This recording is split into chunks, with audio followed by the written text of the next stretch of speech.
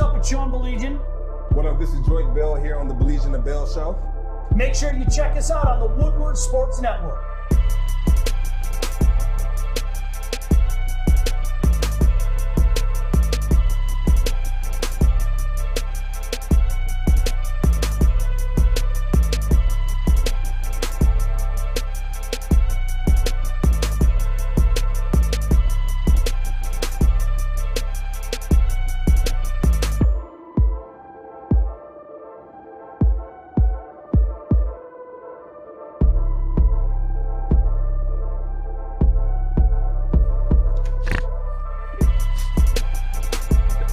What's up? How are you?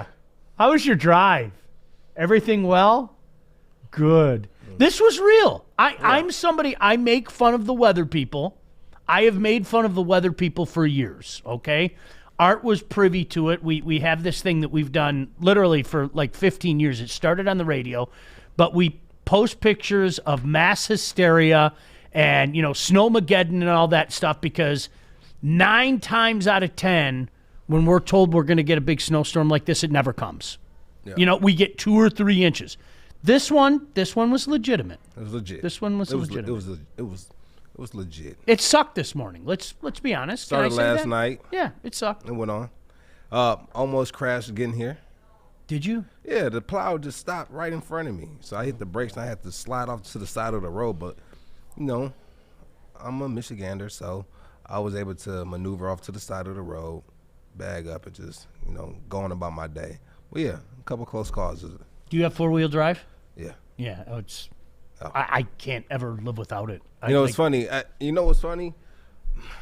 I always thought about people giving you the number one because there's a lot of F-150s on the highway just driving reckless. I don't know any guys like that. You're one of those guys. I am one of those guys. Where did you park today? Right in front. Right in front? Yeah, you wasn't making that walk today. Because I can. Because I can drive over snowbanks. I can blow past people. I can look at Art and go, pfft, as he's driving by me. I can. You're number one in my book. I was number one today. You're number one in my book. Now, you know what it was? Like, honestly, what blew my mind was when I opened up my garage, and I don't know if anybody else did this, but I wanted to get out early today.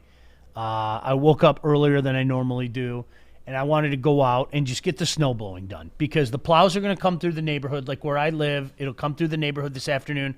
I'll have to go out again and like literally clear because we're a corner house. Yeah. That jackass decides that he's going to make a nice snowbank right in my driveway. Yeah. And if I ever catch that mother scratcher out there, I'm bombarding him with eggs. He scratched your mother? Yeah, something like that. Yeah. So, no. Yeah, and if you're watching, I'm going to get you one day. Trust me, I am going to get you. You're not going to catch him. I know. I'm never, ever going to catch him. You're not going to catch him. I can see him going. Art, you know what? People ask me all the time. They say, Joik, you always know a guy, all right? And I'm like, what does that mean? Like, what do you mean I know a guy? I know a lot of people. Everybody knows people. You know a guy. Yeah. And so you're a know a guy. And then it wasn't until I sat down I really thought, somebody called me about they need a handyman. Oh, I know a guy. Oh, I need some more carpet in my home. Oh, I know a guy. I need my carpet clean. Oh, I got a guy. I need my grass cut. I know a guy, And then this morning I got a text from a good friend, Brandon Scott. He's the communication. He's over the communication relations and for the Lions. And he said, Joe, you have a guy that plows. And he texted me that this morning. I said, yeah, I got a guy. So I guess I'm the guy that know a guy, I guess. So, it's... Jenna said, did your best friend Art pick you up on his way in today? That'd have been nice if you guys would have been able to. I think, did you ride your bike down today, Art? Oh, gosh.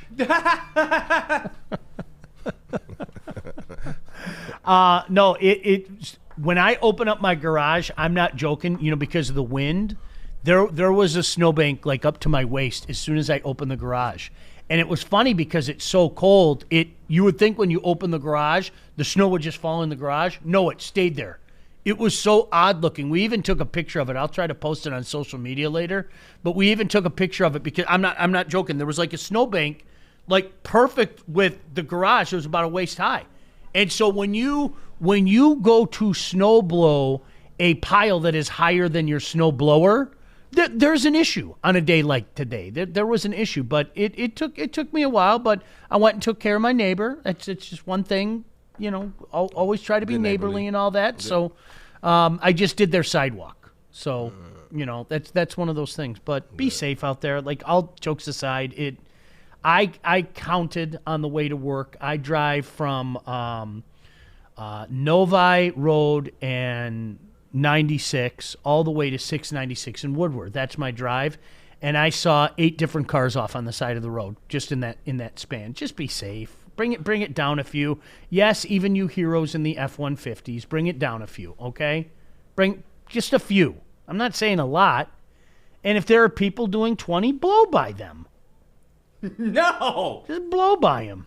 Absolutely. You're the type of person I am. That'll blow by a person and they'll get flustered and they'll start to swerve. That's their fault. That's not my fault. Huh? You ride by and you get snow on their windshield, now they can't see. That's their fault because you're probably yeah. Don't go slow. Get in the far lane. I'm joking. I'm not that big of a jerk. But yes, you are. Am I a hero? I get in the left lane because you know what they do. You know how you notice. I mean, if you had to drive into work today, they'll do the 2 middle lanes and then they barely touch like the left lane, like the fast lane, right? It's amazing how many people don't know about the fast lane anyway. That's become an epidemic. Have you guys noticed? Have you noticed that? Like there are just people that decide that they want to do like 65 in the fast lane. That's become an epidemic. Don't get me started on that. No, because you have the slow lane, the speed limit, then the fast lane. Yeah, that's how it works. Yeah, far left is always the fast lane. Okay, what happens if the exit is on the left and they're trying to get off and they're going a little slow? And then what? I don't ever remember seeing an exit on the left, except there's one interchange, like when you go to Lansing, where it splits from 96 to 131. No, they have it in they have it on, what's that, 94? Get onto either the Lodge. Yeah, it's usually it's usually like when. So you come out 94, you got to exit left to get the one. Well, then you know what? Right. You're a jackass. You have to get over. If you know you're not getting off to go left, then it's incumbent upon you to go, hey, I should probably get over to the middle lane or to the far right lane if I have. Isn't that incumbent upon you at that point in time? No, they just get off. The exit's on the left side. That's their fault. That's when I roll over them like a tank. I'm gonna be a debater. That's when I roll over them like like they're on a tank.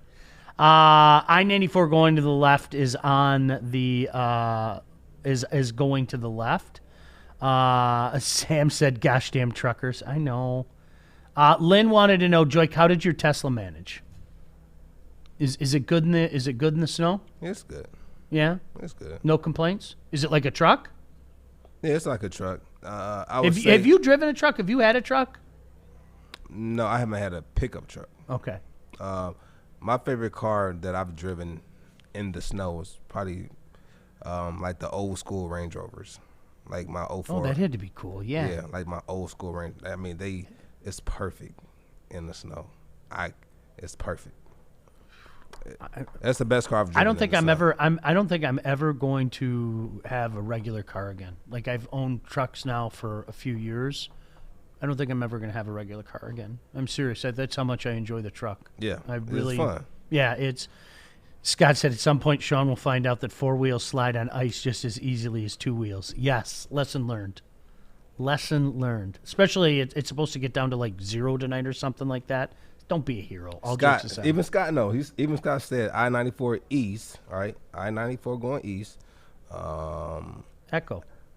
To the Lodge is on the left. Yes. So he knows it. So yeah. So you know what? If I'm not getting off the exit, then it's incumbent upon me to go. I got to get over. And he needs to understand east and west. So both exits going both ways are on the left side. Yeah. So you're a dumbass if you don't understand which direction you have to go. So I stand by what I said. It's incumbent upon you to get over. So you get on the left. So you get on the left side and you go on the speed limit. You're going to be mad at them for going the speed limit? No, not there at an interchange. Okay. That's when I move over. That's what I'm saying. Yeah. No, not there. All right. If so, it's you know what I'm talking about. It's that Sunday driver. Lynn, I'm not a pickup truck driver. No, that's never been me. Stick with what I have. You got the pickup truck driver look right now, though. Like with the cap on and everything. I could, yeah. I probably could. I'm not against them.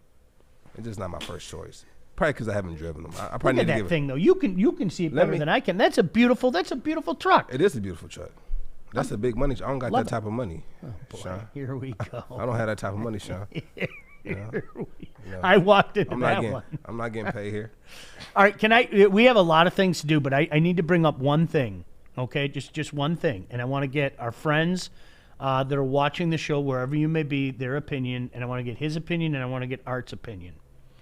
I know this is a big thing in this area, but I need to say this because it's bothered me for years, and I don't think I've ever verbalized this. But today is the day I'm going to break the chains, and I'm going to verbalize this. And you know what? To me, in society today, we're not honest enough. We aren't, seriously, we're not honest enough, okay? And I think in sports especially, we're not honest enough. And that's why sometimes I play the role of the villain, because I tell you what you don't want to hear, but I'm going to back it up factually. And I'm going to make a factual statement right now. Punchkis are awful. Like, stop this Punchki Day stuff. They're terrible. They're not good. They're bad.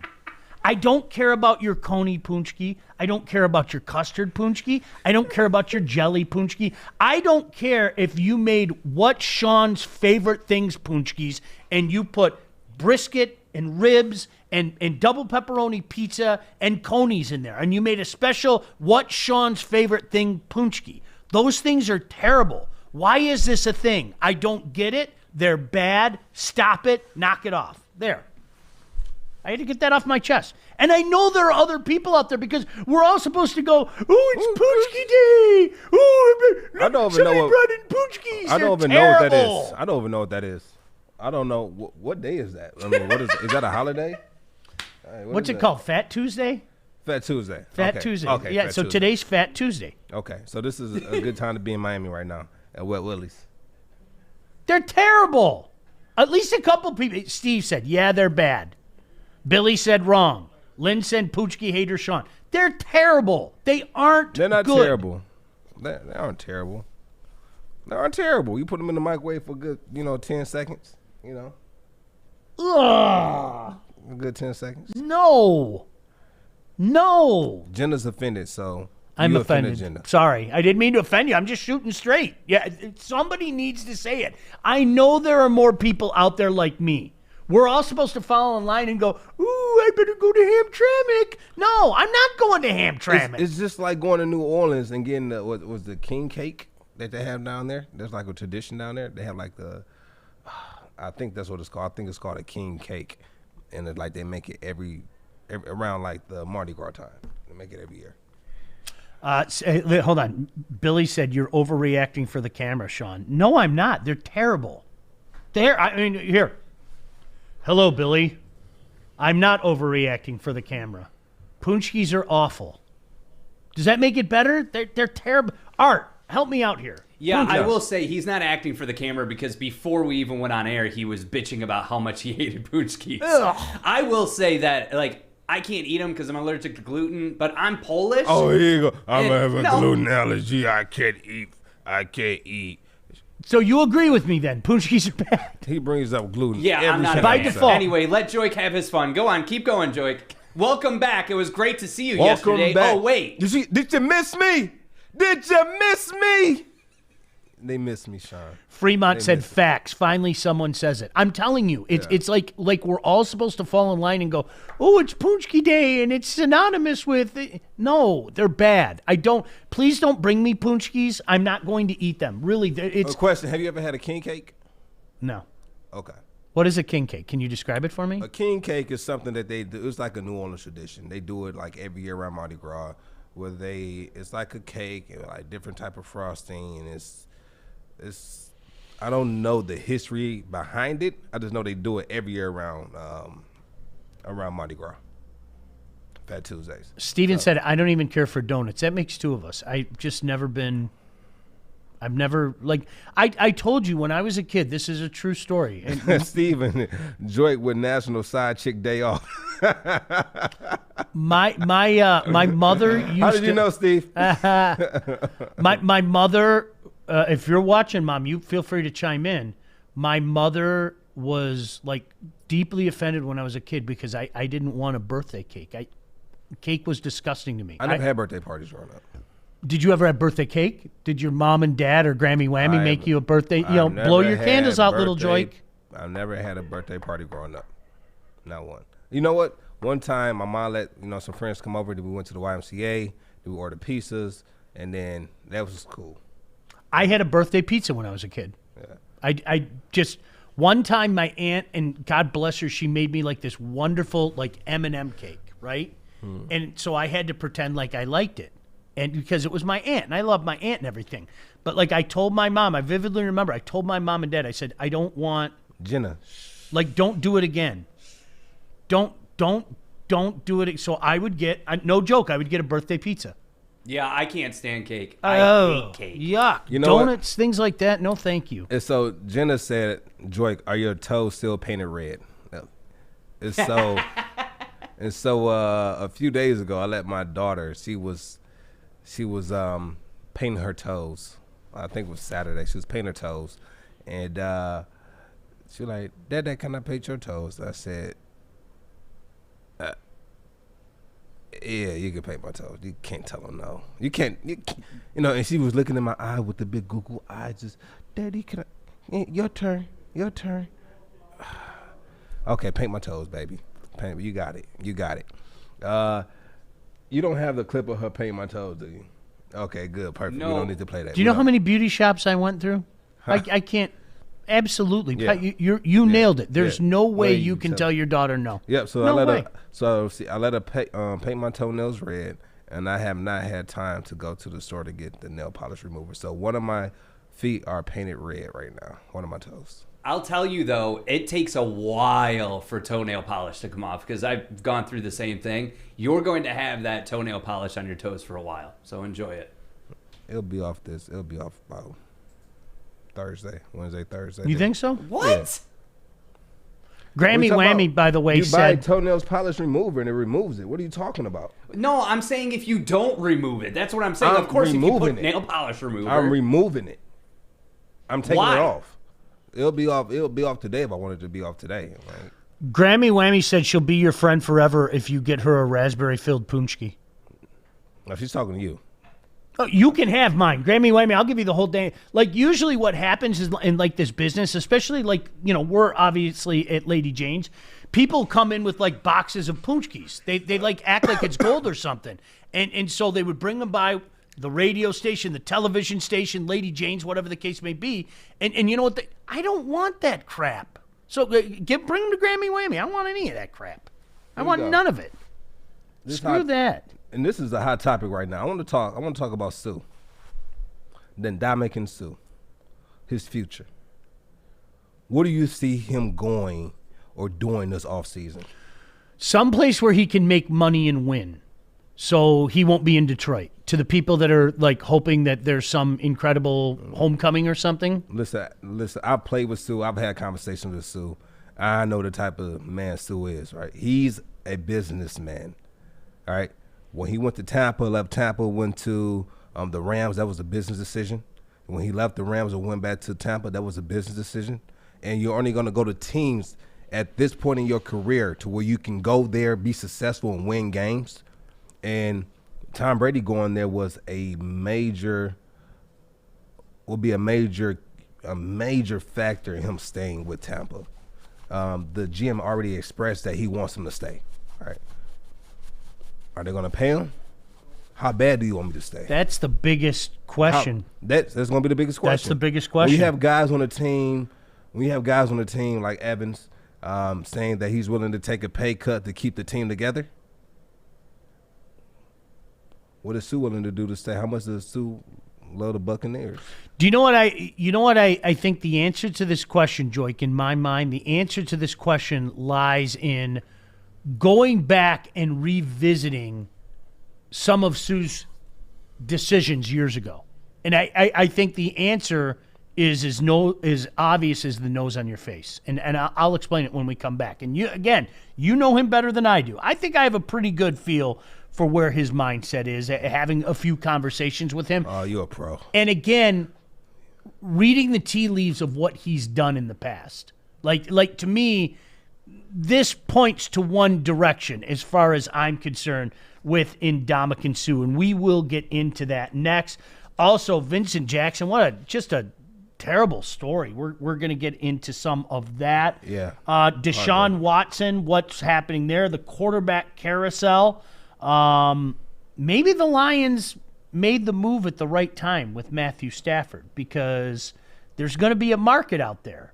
Who knows what that market looks like? Hey, with the average price for an ounce at Michigan recreational dispensaries coming in at $300, why not just grow your own? With just one light, you can pull down up to 36 ounces each harvest. Do that math and then go see our guys at Grow Green. They have everything you need to start growing today and the knowledge to make sure that you crush it.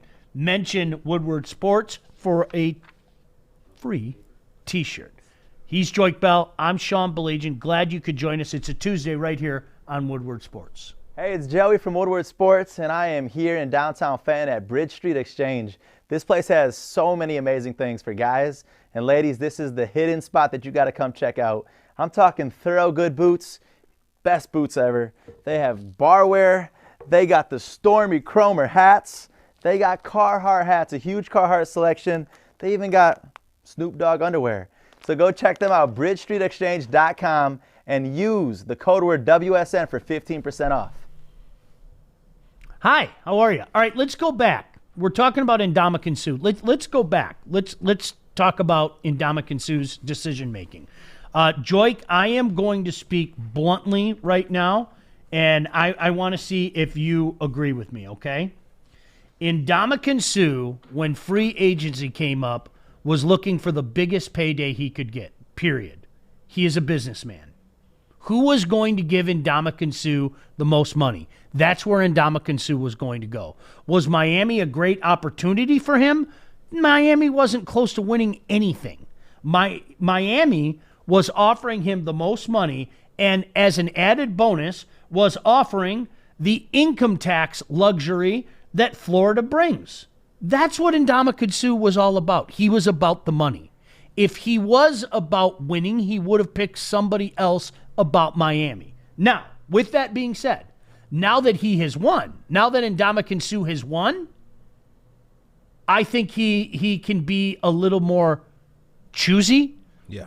And he can say, all right, I want some money, but I also want to play for a good team. I want to be a part of a good team. It might be pick your poison. It might be pick. You can't have your cake and eat it too. It might get to that point. You might be able to save for Tampa Bay for, say, 11 to 12 million this year, or you'll go to a Detroit team and they're willing to pay you 17 to 18. The income tax is huge for him. The state income tax. There's no doubt in my mind. So, what would those taxes be? Down in Florida, next to nothing. It's next to nothing, right? Yeah. But they kill you with the property tax. Is that what it is? They smack you over the head with the property tax. Like in Texas, they don't hit you. Or he go play for, say he goes to Houston. They need some help on D-line now. Does he go there? Does he go to Dallas? They don't have state income tax there. But you know what they do have? You know what they do have in Houston? Was I found out they have a thing called mud tax. Mud tax. Mud? Mud tax. Basically, you pay taxes for if there's a flash flood. Like So basically, this mud tax helps the state to take care of themselves from having to go to the higher form of government to ask for help. And so you have these other factors in that not too many people will know about. And so will that play a factor? I'm pretty sure that if he's going to go there, he's going to know these things, or he should know, because he's a money man. He's a money man. Well, this is what I was going to say to you. This is just my guess, okay? And this is where I need to ask you. In the past, and so many people are commenting about it on our Facebook page, he is the money man. There's no doubt about that, okay? And he's chased paper as well he should. I don't begrudge anybody for doing that. Like, I don't want anybody to think that's a negative thing. Go get your money when you have the opportunity to get your money. Yeah. I don't care who you are. I don't care if it's Joique Bell. Did I want Joique Bell to stay in Detroit for his entire career? Absolutely I did. If there's an opportunity for Joique Bell to go get some more paper, well, then who am I to tell Joique Bell, Joique, don't get any more paper. Joique, don't you have enough paper? Hell no. Joique, go get your paper while you can get your paper. Mm-hmm. Because guess what? When the door stops ringing, then what?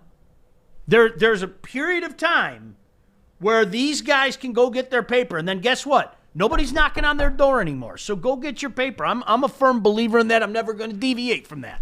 So, but with that being said, Joique, my opinion is, I think Ndamukong Suh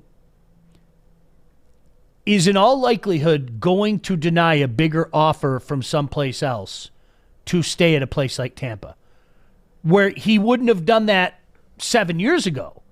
He'll do that today. Do you agree with that? That's my theory here.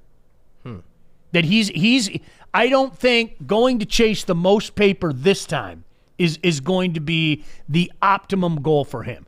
I think he's going to I could go to, for example, Houston. I could go to Houston and get this, all right?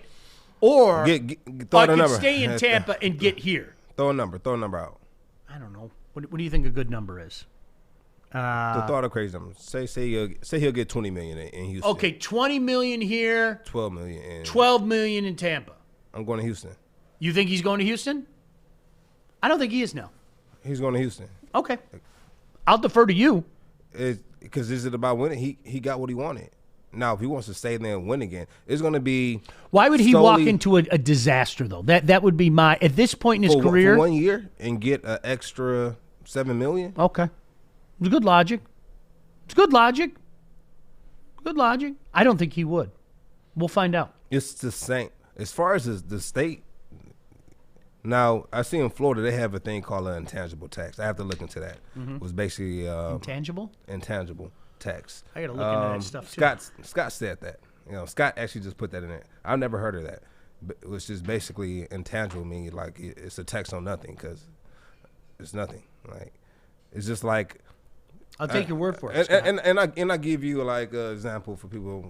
People know what tangible is. So like some people might invest in Bitcoin, which is kind of intangible because you can't really hold a Bitcoin, but you can have it on a computer or whatever. But you can have, like a property. You can see it. It's tangible. You can touch it. You can feel it. I've never heard of an intangible tax before. That's new to me. But hey, he likes it. That house that I like down in Destin might be intangible now. It's not intangible. It might be intangible now. We'll wait and see. I'm gonna wait and see. Steve said he'll walk into a disaster for a boatload of cash, make it guaranteed. Well, all bets are off if you make things guaranteed. I mean, no doubt about that. If you're talking about guaranteed cash, Steve, you're right. I think all bets are off. I'll bet you he takes a less than offer from somebody to stay in a place like Tampa. That's if I'm a betting man, I'll bet you he takes a less than offer. I would say that he'll take a less than offer if it makes sense for him. And the reason I say that because you have to look at the overall picture. He's married. They're expecting. They're expecting. They're settled. They're home. Does she like the area? Because now it's not his decision anymore. It's him and his wife's decision. Great weather, great people. We love it here. The people, he looked like he's enjoying himself there. Now, how big, if he's there and he's enjoying it, and it's not only about business, but now it's about you get to a certain point in your life or in your career where money isn't the deciding factor anymore. Listen, no, nothing is more important than your mental health. This is the most important. Now you can lose, but still be on a team that you love, that you like. You love your teammates. You know what they're doing. You respect the type of work that they're putting in. Kind of like the Caldwell era. Yeah, it's something like that where you go and you win, you don't get respect from people like Sean Baligian because he doesn't respect the process of progress. But back to the topic at hand, It's going to be a sit down that he's going to have with his wife. Do you like it here? Do you mind if we go to a Dallas, a Houston, back to LA, Washington? Do you want to go back to, you probably don't want to go to Detroit where we having, 30-inch snow days, And there's going to be a conversation that he has. Does he come back to Detroit? I doubt it. It won't happen. It won't happen. It's a romantic notion. It would be. Let me put it this way. I won't call it. It's a fantasy. Yeah, that's exactly it. It's a fantasy. Yeah. Why would he come back? Yeah. Why? There's no reason. Right now. Aside from the love that he has no ties here, except for him being drafted here first round in 2010 and building his fan base here and his love for the city. Yes, he loves the city. Yes, but what ties, what roots aside from that does he have here to say, I want to raise my family here in Michigan? Because his next move is not going to be where he plays and lives on the season. His next move is going to be where they're going to set up shop. That's what it's going to be. I mean, that's what I'm thinking about. That's the bigger picture here. It really is, a fantasy, a romantic notion, whatever you want to call it. There's no reason for him to come to Detroit right now. I don't think Detroit could get in a bidding war with anybody for Ndamukong Suh. That's number one. And I think number two, what would be his impetus for coming here? I would tell you this. Say Suh is playing at this same level 2 or 3 years from now. Okay.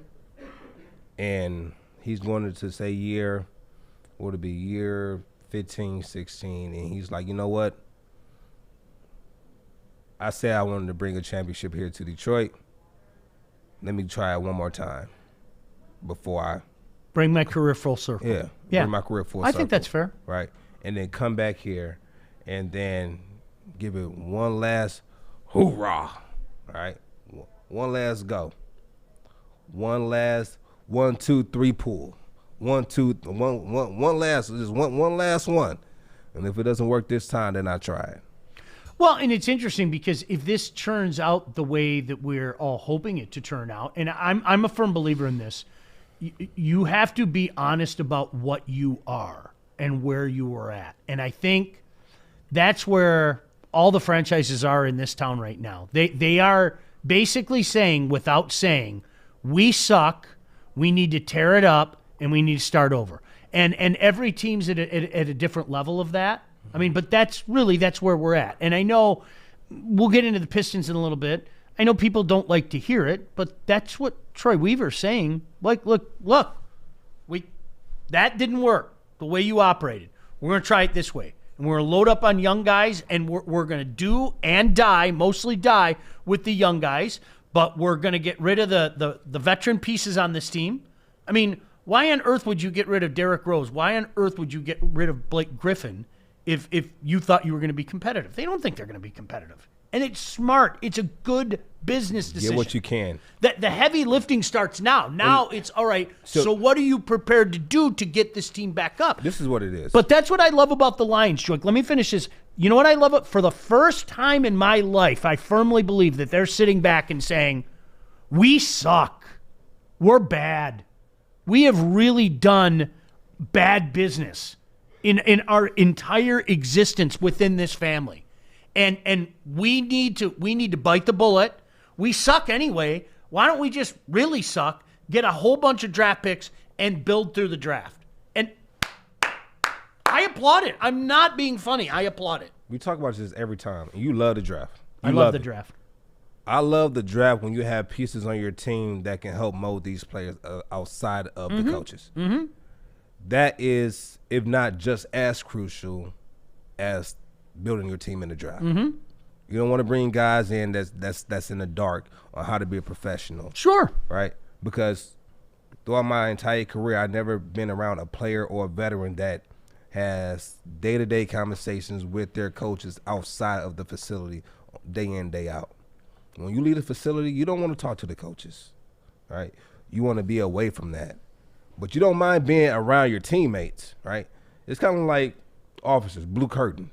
You know, we hang with each other, right? We know each other's lives. We kind of know we're on the same path. It's blue curtain. We're not going to be at home calling the coach on the phone. Hey, what's up, coach, man? Come over, have a beer. Like, no. You're going to be with those other guys in the locker room, and it might be that one veteran that might say, hey, no. We got practice tomorrow. We're going to chill. We're going to wait till Victory Monday. Yeah, we're going to wait till Victory Monday. We'll have a beer or two, and we'll tone it back. But listen, come over tomorrow. I got the yoga instructor coming over. We can hit this yoga together. I got my chiropractor coming. He'll check you out. Well, you need to take care of your body as a rookie. This is what you need to do. This is going to add years onto your career.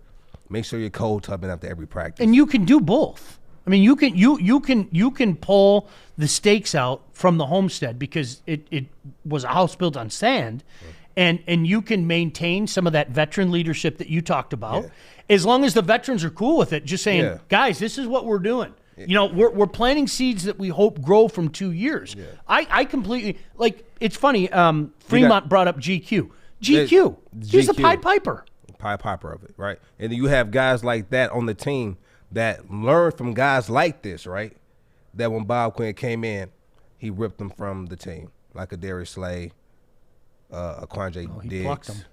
Quandre Diggs. He plucked them. You know. Yep. You know, guys that's been around successful business people, but you know, somebody that had injuries, like a Ziggy Ansah, healthy, one of the most elite players coming off the end in the league. I mean, you have guys like this in your locker room that has learned from the guy, Tahir Whitehead, like these type of guys.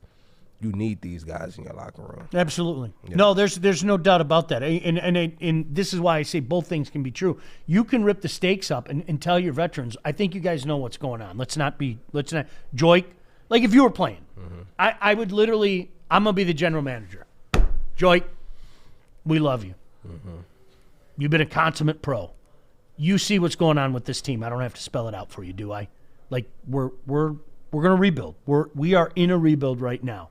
We want you to be here. What you bring to the table on the field and what you bring in the locker room is immeasurable. That's a part of the culture that we want here. Yep.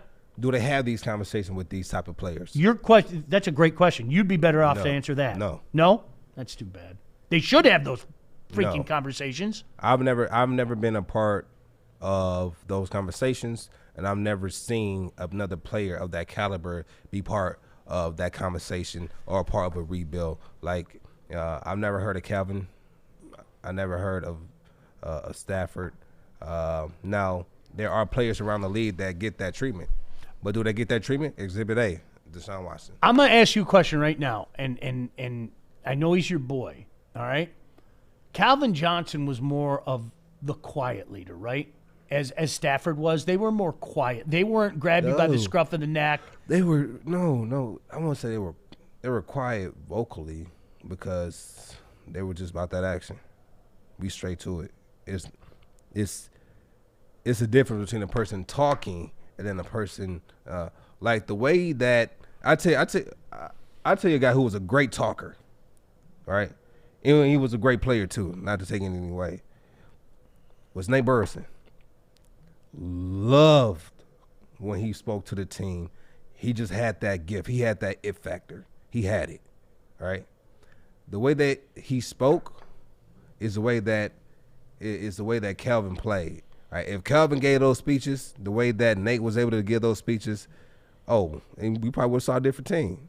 I don't understand if we didn't go out there and give it our all, but he just wasn't that type of guy. But you had guys on the team who had that gift of being able to inspire an entire team, an entire group of men. And that takes a very unique talent to be able to do that.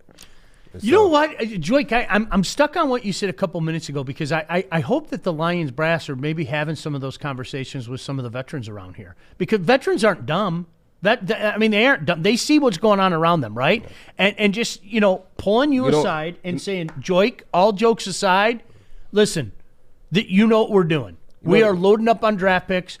Hopefully you're a part of the process in 2 years. I'm not going to sit here and write checks for you, and say, oh, yes, Joik, you're going to be a major player when we take our step up. This is what we're going to do. This is what we're going to do. Yes, exactly. This is what we're going to do, right? They're not going to call you upstairs for that. I haven't been a part. I have not seen that. They're going to call you upstairs. Hey, listen, I'm gonna be upfront with you. We're not gonna bring you back next year. We're gonna move on, but it's not to say that we're gonna close the window. You know, something might happen. We might bring you back in June, July. You know, we'll see how in shape you are. We'll see. You know, the door's not closed on you all the way, but we just need some positions we need to fill in, and right now, we just need to move. We need to move forward without you. These are the conversations they'll have that conversation with you. Somebody asked who was the leader in the running back room. Depending on what year. At one point in time, it was Kevin Smith when I first got there, and then when Kevin Smith left, Reggie Bush came in. He was a leader. Montel Owens, those are two leaders. Jedediah Collins came in, who had been in the league for a while. When Reggie left, I became the leader of the room. He was. Yeah, I was the leader of the room for a while. When I went to the Bears, I was the leader of that room as well. You have my rookie year. Fred Jackson was the leader of that room with me, Marshawn, C.J. Spiller. Fred was the leader. Gosh, I love Fred. LaShawn McCoy, you know, and he doesn't get the credit he deserves, but regardless of what you say, he's top 25 running backs of all time in the NFL. And yeah. Top 25 all time. You know, it's interesting. Darren McCarty's just in the other room, and it's really funny because I've had this conversation with him about leadership for the Red Wings back in the day. And my goodness gracious, Steve Yzerman's nickname is the captain, right? I mean, he was captain forever, right? His nickname is the captain. There were two different kind of leaders. There was the captain, Steve Yzerman, who was the quiet leader who spoke when he had to. But I'll tell you what, you know who the Pied Piper of that room was? D-Man, was it? He was one of them. He would be the first guy, the Godfather, Chris Chelios. Chelly was the Pied Piper. And you want to talk about a guy, I know a guy? Chris Chelios is the king of I know a guy. It is, he is the absolute, nobody knows a guy more than Chris Chelios knows a guy. Yeah. And it was fascinating because I remember, you know, the year that the 2002 Super Team, right? That you had all these guys that eventually went into the Hall of Fame, superstars, guys that were leaders, guys on any other team could have worn a C on their jersey. Multiple guys on that team. I always felt, and I told him this as much, from the outside looking in, I felt that Chris Chelios was the leader of that team, period, end of story. And I know people go, oh, what are you talking about? That's Steve Yzerman's team. Well, yes, it was, but Steve was more, this is the way we do things, where Chris was the guy that, you know, did the day-to-day operations. It was really a fascinating dynamic. And you know, when you talk about a team that great, with that many Hall of Famers, and oh, by the way, arguably the most legendary coach ever to coach a game, it was like a daily soap opera. Yeah, I'm not. It was fascinating to watch that whole dynamic. I'd love to write a book on it, to be honest with you. Yeah. Question, and you might have this answer because you're a hockey. I don't think nerd. I won't call you a nerd. I just call myself a nerd. You're a hockey fanatic. I love it. Who has had a better run, playoff run, in the Red Wings era when they went about 25 years straight to the playoff? Who's had a better run than the Wings? Here? Nobody. No. Nobody. In the NHL. In the NHL? No, they were the measuring stick from the streak started in 90-91, okay? And, you know, you have to remember, it's like we were talking about with John Elway. The Red Wings were known as chokers and gaggers until they eventually won in 1997. They got upset by the Sharks in 94. They got upset by the Leafs in 93. They made it to the finals in 95 and then got smoked. They got swept by New Jersey. And everybody thought the Wings were going to, if there was a sweep, it would have been the Wings sweeping New Jersey. So then, Joik, what they do the next year is they put together a phenomenal, most wins in NHL history. Most wins, 62 wins. Not points, but most wins. And then they get beaten 6 games to Colorado in the third round. And so pre-97, Darren McCarty and his gang were known as gaggers. They were known as chokers. And it's funny, you win one, and the narrative changes. You win multiple, and people are calling you the measuring stick in the National Hockey League. You know, Colorado was good. New Jersey was good. Detroit was better. And the proof's in the hardware. You know, I mean, they won in 97, they won in 98, they won again in 02, they won again in 08. They were phenomenal. I mean, it was a run. And, oh, by the way, you have to remember, they went to the finals a couple times and lost in 95 and 09. There's nothing that compares to that. And part of it was, as you said, that lineage of, even when Yzerman retired, there was an air about them the next couple of years, and it led them to winning the cup again in 08. It was phenomenal. It was absolutely phenomenal. So there's no... They were the measuring stick in the National Hockey League. Absolutely. Okay. And there was even a Red Wing way. No, really. There were people that used the term the Red Wing way. I'm not making that up. Because it's funny. Fremont said the Patriots of the NHL. That's what maybe, yeah, people talked about the Red Wing way. But the one thing that people like I said for years is, guys, eventually the cap is going to catch up to you. You might get away with it for 10 years. You might get away with it for 12 years. It might go on. But eventually, the cap is going to catch up to you. And the cap caught up to them. Yeah. And the biggest mistake that they made is exactly what I was telling you. They should have said 3 years earlier than Steve Yzerman coming in and saying it, that it was time for a rebuild. Because they made it worse. No. We've been so successful doing things our way, the Red Wing way. We're going to be fine. And they were the hamster on the wheel. You know what it was, though? You know what it was? What? Was it the same team, right? So a lot of the same players. A lot of the same, but you couldn't sign free agents the way you used to sign free agents. You can make problems going away signing free agents, right? All of a sudden, what happens is, think of it this way, Joy.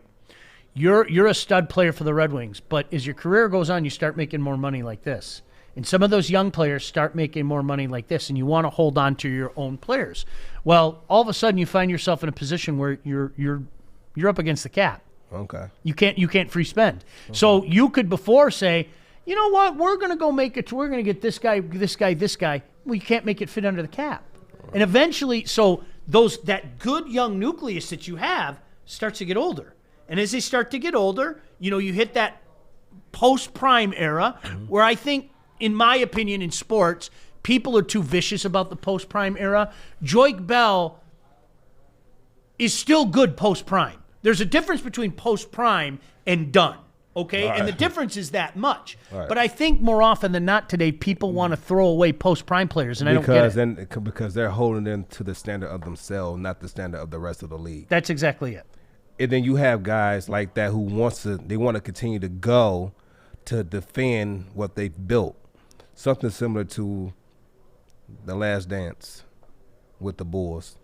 And they didn't want to give them an opportunity to come back and fight for that that championship, that world championship. And that's one thing that Michael Jordan, he didn't like that. And like, give us the opportunity to come back and win it. Don't break up this team. Let us stay when we're done. We won it again.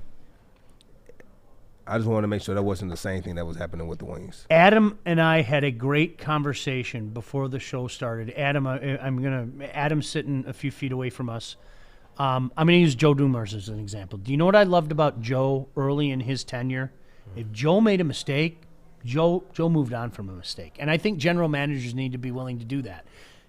If you look at a guy and say, I took a chance on this Mikel LeSure.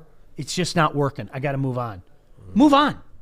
Don't dig your heels in and be stubborn. Joe Dumars. That was a sad story. Joe Dumars got. I'm just throwing a name out there. No disrespect to Mikel at all. No. Joe Dumars, towards the end of his tenure, not even towards the end, really for the last half of his tenure, became dig his heels in guy. Oh yeah. You guys don't think Rodney Stuckey can play? Well, I'm going to stick with Rodney Stuckey. This is the guy I drafted. I scouted him. Then it got to the point of absurdity where it's like, okay, it's never going to happen with this guy. And the same thing can be said for Ken Holland. And I don't want to say that too loud because McCarty might come in here and punch me in the face because he loves Ken Holland. Ken Holland got so damn stubborn. Nope, this is the way we've done things before, so this is going to work. Well, things change in sports. Things change. Situations change, players change, caps change, and he really dug his heels in and he screwed the Red Wings. And so Steve Yzerman has been left for the last 2 years to come in and try to clean up a mess that isn't even going to be cleaned up next year. I mean, really, it's not. It's not. He's the captain for a reason. He'll figure it out. Yeah, he will. There's no doubt in my mind. He'll figure it out. The Red Wings will be good very soon. Free agency. 2 years from now. Free agency. They'll figure it out. Part of it. Part of it. But speaking of free agencies, we got to get on Deshaun Watson when we come back after the break. And let's talk about some other quarterbacks that may land. Yeah, Art's we've telling got me some not to break breaking it. news. Yeah.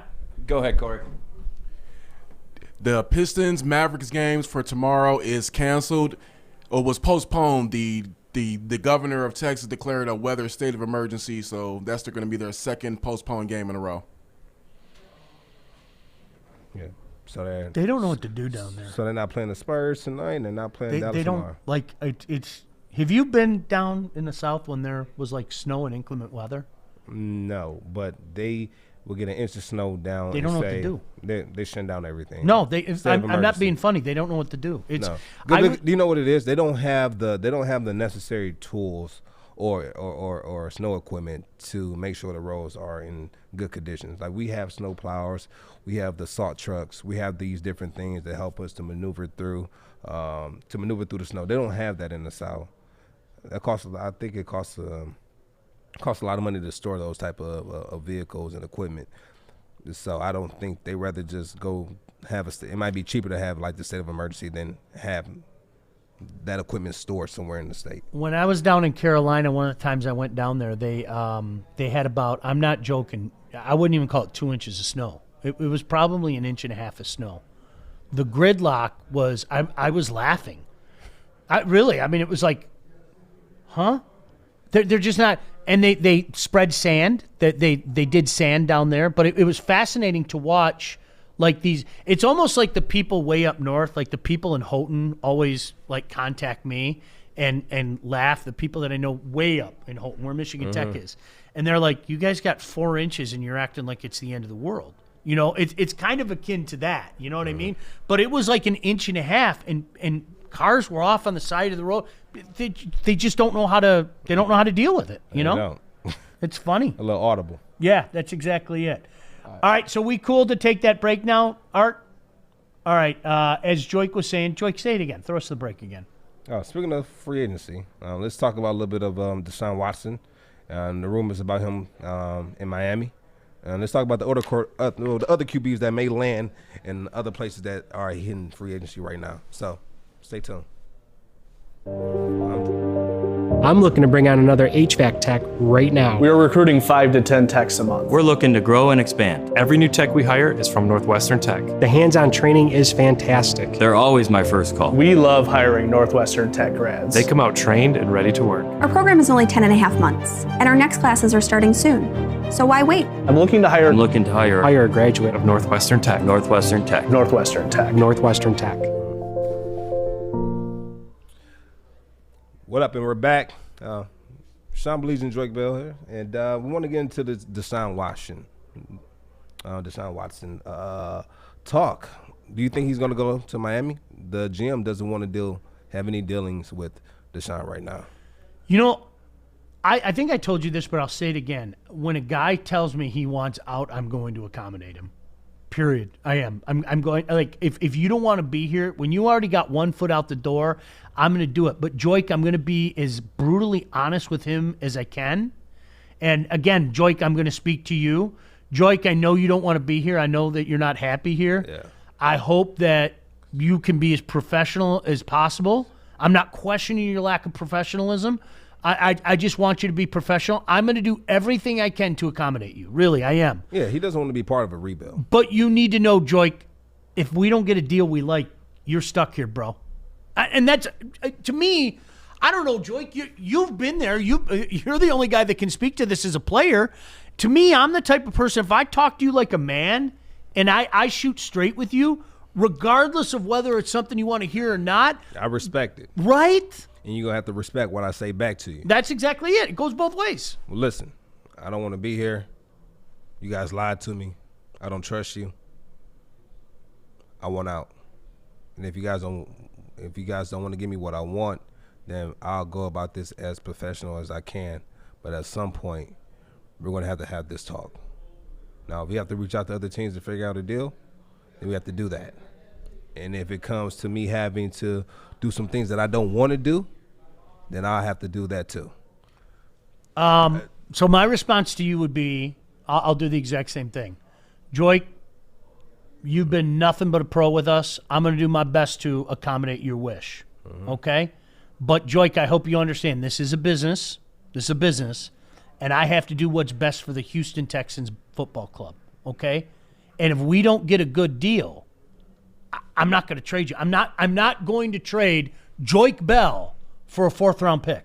I'm not going to trade Joik Bell for a 3rd-round pick and another 3rd-round pick next year. Your value is higher than that. We both know that. That's why we're sitting in this position. So I want you to hold tight. In the meantime, can you go about your business? And you have my word as a man, I'm going to do everything I can to get you out of here. What would your response to that be? I respect what you're saying, but I want to go back to where you said you'll try to accommodate me. Yeah. I don't like that word try. There's that Damn, word. I fucked up. I don't like that word try. There's no such thing as trying. It's either you're doing. It's Yoda. It's either you're doing it or you don't do it. And so we make the comparison of. We can make the comparison of. You have a daughter. Yes. You have a son. Yes. Your kids, they're hungry. Yes. They're hungry. Dad, we're hungry. Dad, we're hungry. Well, I'm trying to make money to try to feed you. Well, we don't care about you trying to feed us. We're hungry. You trying is not going to Try fill doesn't it. feed me. Trying doesn't feed me, Dad. I'm hungry now. All right, I'll take try out of it. Yeah. And I'll take try out of the conversation. So it's accommodate me. All right. And I'll I'm do going my to do best everything to say, I can to accommodate you. I am. But I'm not giving you away. That's bad business for me. Sorry. It won't be bad business. That's horrible business for me. No, it won't be bad business. I'm not giving you away. Why would I give Joik Bell away? You're not giving me away. You're getting something in return. But what if somebody 4th-round pick? Screw that. I'm Deshaun Watson. You're not about to get a 4th-round pick for me. You'll get a first round. You'll get a first-round pick. You'll get a first-round pick. You get a first-round pick, and they might even give you a 3rd-round pick. Give me a 3rd-round pick too. Okay, you're out. I'm out. Later. Thank you. And I won't call you any names. All right. I hope we can be friends. No, we'll be friends. Are we going to be friends? Yeah, and I have a guy that's going to give you a call from this team that I've been talking to. He's got a guy. Give you I got a I told you, he's got a guy. I got a guy that'll give you a call about my contract. Thank you. I'm going to give you a story. Yeah, that's exactly it. I'm going to give you a story. No, it's funny. It's funny. I meet this guy. I'm not going to say his name. I meet this guy. He takes me to a game. I'm not going to say what game it was. He takes me to a game. As we're leaving the game, we're in this car. We're heading back to his place. He's on the phone. He calls this player. He said, listen. I'm not going to say the player name either. He said, listen. This is da-da-da. He said, oh, hi. What do you want? Like, who is this? He didn't know who he was.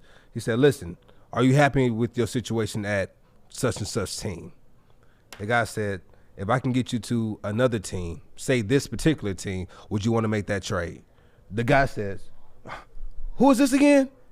He said, this is da-da-da. He said, yeah, can you make that happen? Art, can you make that happen, Art? He said, stay by your phone. I'll give you a call back. He makes another phone call. He calls him back. He said, listen, they're going to call you. We're going to make this happen tomorrow. Have a good day. Hung up. Just that quick. Never talked to him before. And he looked at me. He said, listen, don't tell anyone what you heard here today. Just watch Sports Center tomorrow. I promise you right hand. I was in a certain location. I was watching Sports Center. And that person he said was getting traded from this team to that team happened right in front of my eyes. And this guy had no affiliation with the NBA.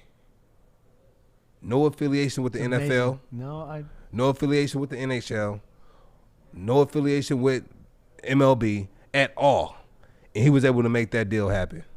And he does it in multiple sports. That's awesome. And so and this is my first time meeting him. It was my first time meeting him. I was in the car, we was talking, and I was like, man, this guy's powerful.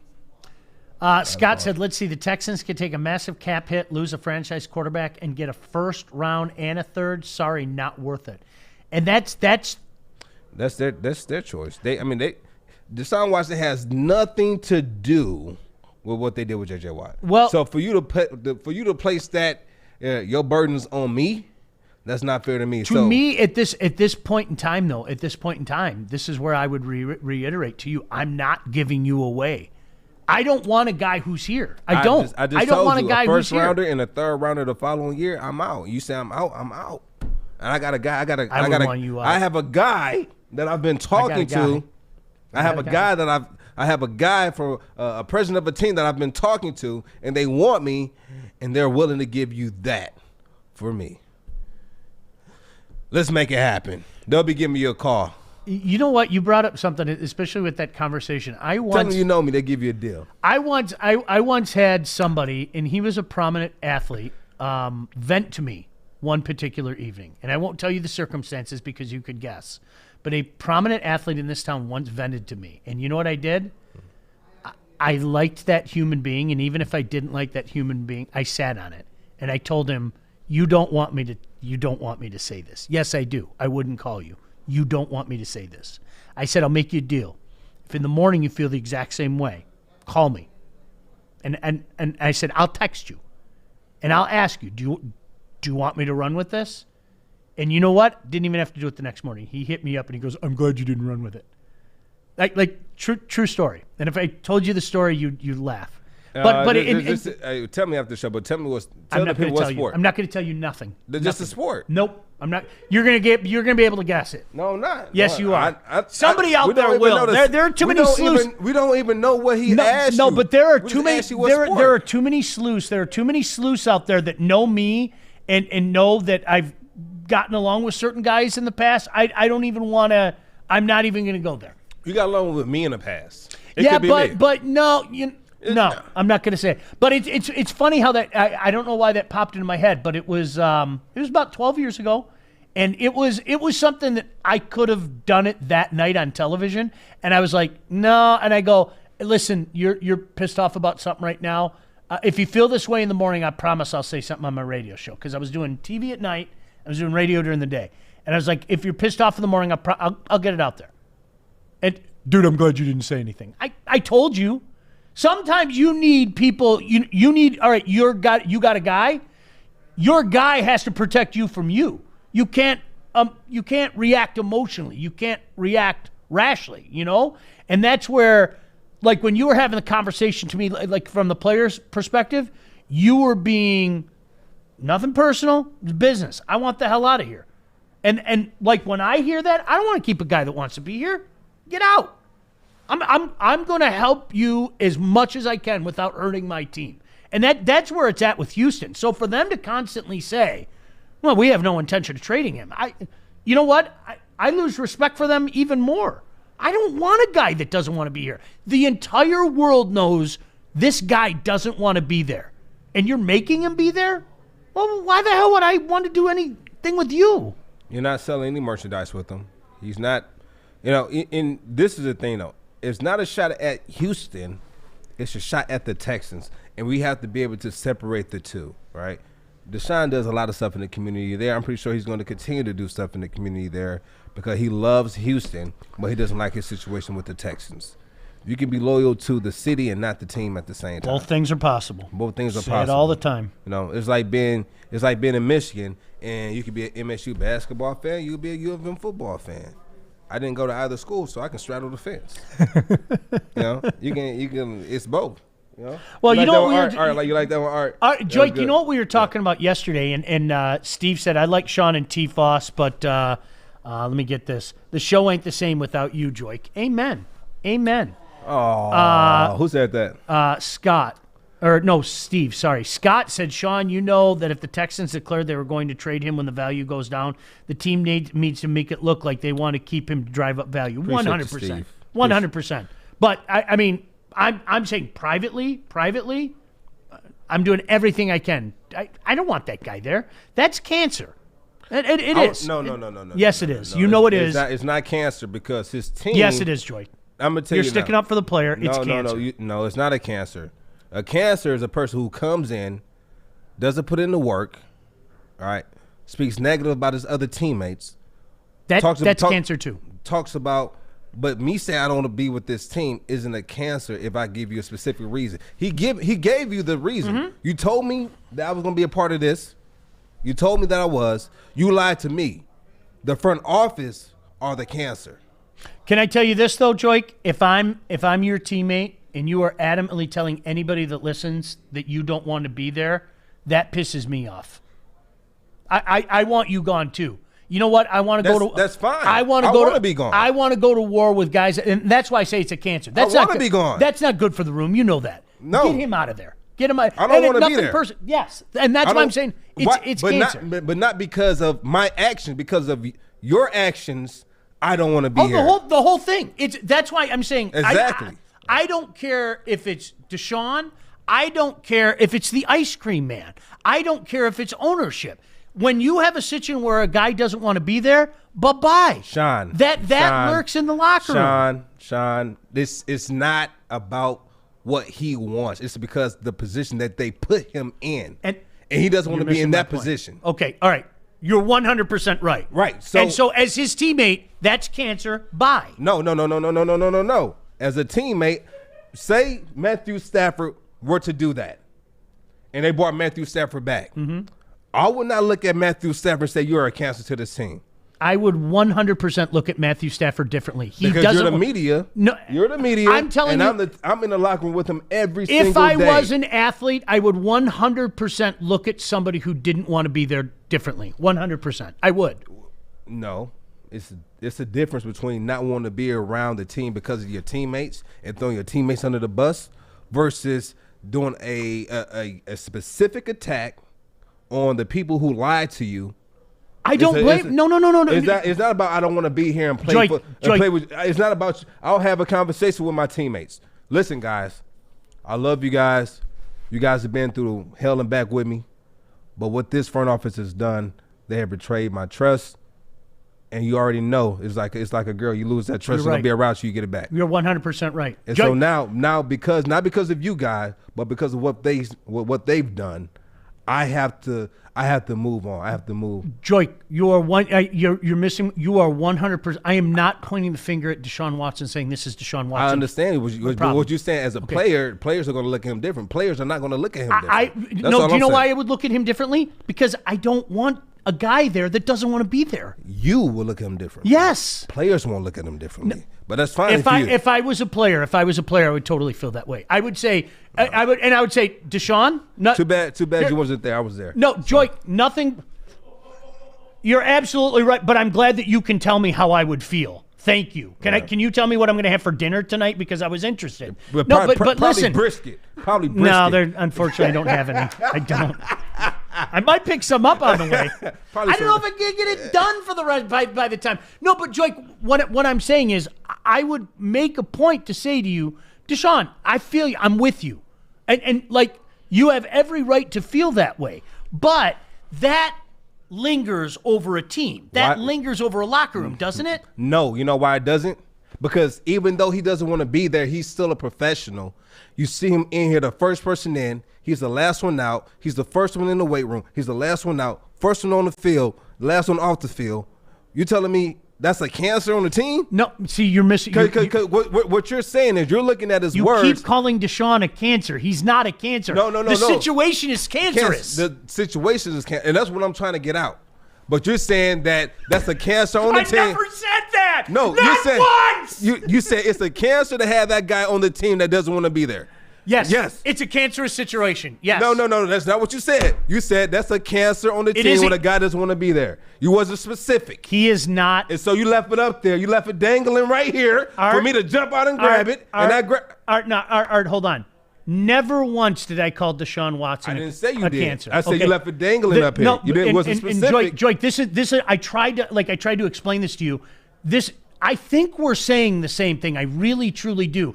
I get that you're going to stick up for a professional athlete. No. I'm not. No, I'm yes, not you are. No, I'm not. But you 100% are. Let's just move on. You're 100% are. But that's okay. I get that. Right is right. Wrong is wrong. You're that's what absolutely I'm sticking up right. for. And the whole situation is wrong. So with this looming over our head, is this guy going to be our quarterback for the next 5 years? Is this guy going to be our quarterback for the next 5 weeks? Is this guy going to be our quarterback for the next 5 days? That's a bad cancerous situation. Okay. I want it done. I want it cut out. I want it over so I can focus on this football season. Does So let that me make ask you a sense? question. Yes. You want it out of here. How bad do you want it out? Do you want it out for a third-round pick 2 years in a row?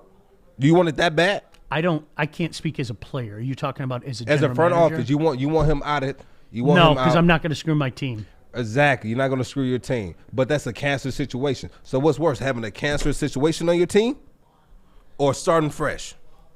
I don't know if you can call it starting fresh if I don't get value for my team. You're starting below fresh. You are starting at a horrible spot because you just gave away 2 pieces and got very little in return. Is that starting fresh? To me, that's a full-on rebuild. What does that have to do? What has does everything J.J. to do Watt with it. have to do with Deshaun Watson? If I'm Deshaun Watson, that's what I'm thinking. Because what does J.J. Watt have to do with me? Well, if you're the general manager, you're thinking about your team. Why would you let him go free, but you want to hold on to me? You know the answer to that. I don't have to answer that for you. You know the answer to that. Come on now. What's the answer? What's the answer, Sean? You're talking about a franchise. We know the answer, but you're talking about a franchise quarterback who is young versus a guy that has a hell of a lot of mileage on him and doesn't have a bright future ahead of him. Doesn't have a lot more football left. This is what it Come was. on, there's this is what happened with that situation. They knew that J.J. Watt had 1 year left on his contract. They know that J.J. Watt wants to go somewhere where he can win. They know that they're not going to be a winning franchise next year. They know that they can free up some cap space. Mm-hmm. They know that they can. They know they can do that this year to bring in more free agents. Mm-hmm. Right. Part ways with him. Mm-hmm.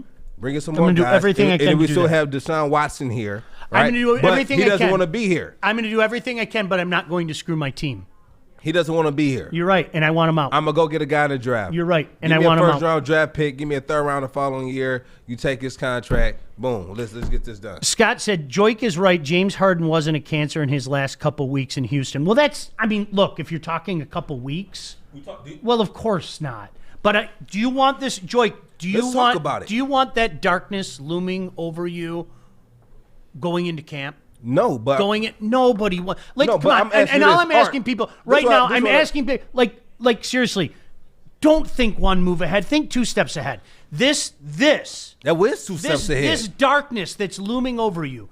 Do you want the whole season to be clouded in what are the Rockets going to do with James Harden? Do you want the offseason to be clouded with what are the Rockets going to do with James Harden? Look at what Nobody they're doing. wants that. Look at what they've done to Deshaun Watson.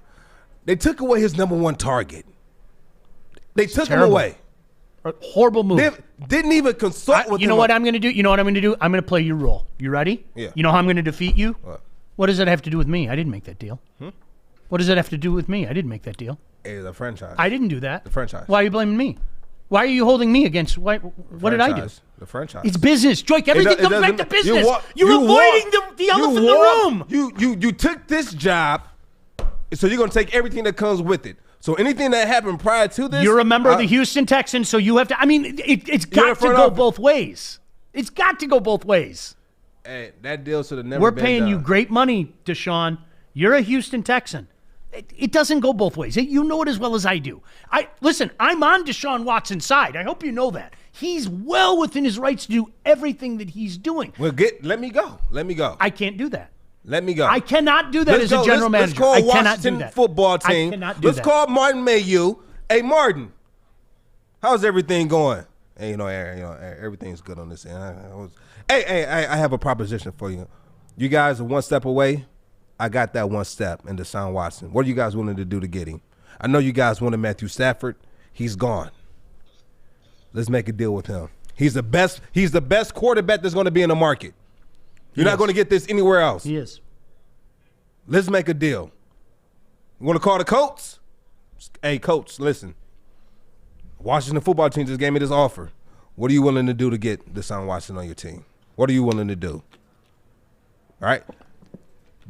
Now, that's working, right? That's working towards something. I'm sure those conversations are happening, aren't you? You think? I do.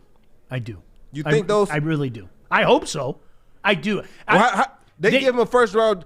Listen, he would be the understand. most moronic person ever not to be taking phone calls right now. And again, this is where I'm going to be consistent. You are not doing your due diligence unless you think of every possible direction you can go as a general manager. Let me ask you a question. Yes, sir. They make this trade. Okay. They get a first. Instead, he goes to a Washington football team. Or he goes to the Colts.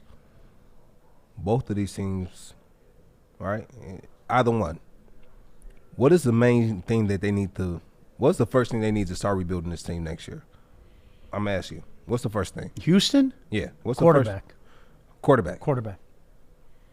They give you a first-round draft pick. Either one of these teams. Both of these teams have already. They went to the playoffs. They're at the bottom. They're at the very top or the bottom of the first round. Who are they going to get a quarterback? Who? You really think if they're having this conversation, what you're saying to me, I'm going to believe it? Because I know you're not going to trade me off to a team that I don't want to go to. I'll say I don't want to go to, say, the Raiders. Then how badly do you want out? Huh? Then how badly do you want out? I'm going to do what's best for my team. That's true. I'm going to try to accommodate you, but I'm going to do what's best for my team. I agree. And then at that point, how bad does he want out? And that's all I'm saying. But you have a GM who said he doesn't even want to deal. If he is really he doesn't even want to deal with them. And listen, I said it earlier when we started this conversation. I'll say it today. Right now. If that's the case, he's a complete moron. It can't be the case. What he's saying and what is, I'm sure that they're taking phone calls. I would be making phone calls. Absolutely. You have to get Deshaun Watson out of there. You have to. Who's willing to come? Who has that cap space to take on that type of contract? It's a good question. That's another question that we'll have to ask. It's a good question. I would have to look at the and it's easy to find. I mean, you can there are a lot of sites out there that show the cap places. But for sure. At the end of the day, I'm telling you right now, I would look you in the eye and say I'm going to do everything I can to get you out of here. But unless I get a good deal that helps my team up, you're not going anywhere. And that becomes bad because now I'm gonna apply it to my teammates and I'm gonna go. But it's looming. Come on, it's looming. You don't want that to loom, do you? Do you like those dark clouds that hang over your head? I'm going to tell you this. You told me this situation is cancerous. All right. Not right now. It could become cancerous. No, it's cancerous now. You have a GM who say he doesn't even want to deal with me. In the room is what I'm talking about, but go ahead. Okay. You have a guy like this, a cancer situation, and you want to do a rebuild. How can you rebuild a franchise with this looming? It's right here, right? It was last night. Snow's falling. It's only going to continue to pile up. This situation, this frustration, this is only going to build up. Mm-hmm. It's like stacking bricks on top of bricks. There's going to be a point to where it's no solid foundation. You got to get rid of it. And it's going to come crumbling down. You got to get rid of it. That's my point. You got to get rid of it. You got to get rid of it. A complete demo. Nobody in the room wants to deal with that. No, that's the real estate reference for you. All right, Joik, let me ask you something, okay? You're one of his teammates. Do you want to answer questions about Deshaun Watson? Somebody comes to your stall. Hey, do you think the Deshaun Watson situation is causing a rift in the room? Do you think it's been a distraction for you? Hey, guys look really bad. Hold on, let me Do you wipe want to first. answer questions about Deshaun Watson? Hold on, let me wipe first and flush the toilet. I'll be honest. Let me wipe first. Right? You want to flush that thing out. Like let's move on. Let's do what we need. It was a big healthy one, too. Andre said, Pistons got nothing for Rodman. They just gave him away. Lions should give the recess everything they got from the Rams for Watson. It was, if I'm not mistaken, wasn't the Rodman deal, wasn't that Sean Elliott who came here for a year and then turned around and went back to San Antonio? I think that was that's kind of the Rodman thing, wasn't it? Was it? To the Spurs. Steve said, I would love to have Watson, but the Lions would have to bank on him bringing free agents with picks they'd give away. I'm with you. If I'm Deshaun Watson, do I want to come into how bad do I want out of Houston? Right? How bad do I want out of Houston? Do I want to go to Detroit and walk into a situation like Houston where they're in need of a rebuild because of the mistakes from a previous regime? Do I want to do that? You know what I mean? Right. Really, Joik, at the end of the day, that's what, if I'm this Caserio guy, that's what I'm saying. I'm saying you can't blame me for what Bill O'Brien F this team. He did. Bill O'Brien, their head coach, general manager, is the guy that made all those terrible deals. DeAndre Hopkins. I'd go, you're holding me accountable for something I didn't do. Like that's what I would be saying, right? Do you want to be blamed for what? It comes from the top. Right. The ownership, 1,000%. It comes from the top. And it's crazy how you have some owners who they hire a president, they hire a GM, and they still want to have their hand in the mix with the decision making. Now, I'm not saying every team, but you have some teams like that where you have an owner, you don't want to bring in a guy, and he's honestly, if you ever read the book 48 Laws of Power, you ever read that book? No, one of the laws is one of the laws is having somebody take the fall for you. And so I feel like if I'm an owner, I could bring in these guys, right? And I can have some say-so in the decision making. Yeah. And if it doesn't work out, they can take the fall. There's a Ford family joke in there somewhere, but I'll just let that go. I'll let that go. Here you go. I didn't say any names. I didn't say any teams. I'm speaking in general. I'm speaking in general. I get what you're saying. And so that's what I'm saying, right? So you have, and then if they do well, you can do like the owner of Tampa. He got on there and he said, "We knew we were close to getting here, so we went on and got somebody who's been here before. We went on and got Tom Brady. When he gave his Super Bowl speech, and I'm paraphrasing." Can I tell you what the difference between me and the guy from the Houston Texans would be? And I would think most owners as well, okay? Joik, if I called you in my room a year ago and I said, Joik, it sucks we're going down this road, but my general manager screwed this team so badly. I have tough decisions have to be made. We have to fire him. He got rid of your boy at wide receiver. I am so sorry that we subjected when the time comes and it's time to pick a new general manager and a new head coach, I want you to be a part of it. That's how much you mean to me, okay? The difference between me and that guy down in Houston is I would call you. If I told you that you meant that much to me. Who told him that? The owner did. The owner told him that. And what happened? If I told, he didn't. All right, and now what is Deshaun Watson doing? But Joik, you're doing it again. Like no, I know. I'm not blaming Deshaun Watson. I know you're not. But this is for the people to understand why I'm siding with Watson. I'm not siding with the player. I'm siding with what's right is right, what's wrong absolutely is wrong. it is. But we've talked about that so many times. No, because you said earlier that I know you're going to side with the player. You said that. Yeah, that's what you said. But you are. No, but you are. I'm siding with him. And that's okay. I'm siding with him right now because he's right. No. If he was wrong, I'll tell you he was wrong. No, Joik, there are two different things here. You're missing two different things, and that's. I know you don't like to listen, but I need to tell you. There two. You know what? I think we're against the break. I see. This is exactly it. I think we're against the break here. Joik, we're against the break. The original feeling from Deshaun Watson was 100% right. I really didn't feel the need to reiterate that because we've talked about that for a few weeks. The owner screwed up. Period. End of story. Okay? So Deshaun Watson is well within his rights to say, get me out of here. You weren't a man of your words. That's 1,000% his fault. Okay. However, that's over here. That's one separate issue over here. Okay. However, nobody in that room wants that dark cloud of when is Deshaun Watson going to leave? Why do I have to keep answering questions about Deshaun Watson? Guys want a resolution so they can move on. You know it and I know it. You know it. You lived it. You've probably had to answer questions from idiots like me where inside you're going, man, I'd love to jack this guy. Why the hell are you even asking me this question? This question has nothing to do with me. But being the professional that you are, you're going to sit there and go, well, I don't like to talk about what's going on. I just want to focus on we have Indianapolis coming into town this Sunday. And I just want to talk about Indianapolis. You can't just focus on Indianapolis. You can't just focus on the task at hand because of that dark cloud looming. And that's why I'm saying they're two different things. Right. That is a cancerous situation. I got you.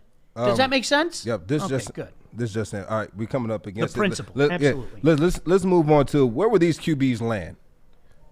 Dak Prescott, Mr. Risky, Cam Newton, Jacoby Brissett, Ryan Fitzpatrick, Andy Dalton.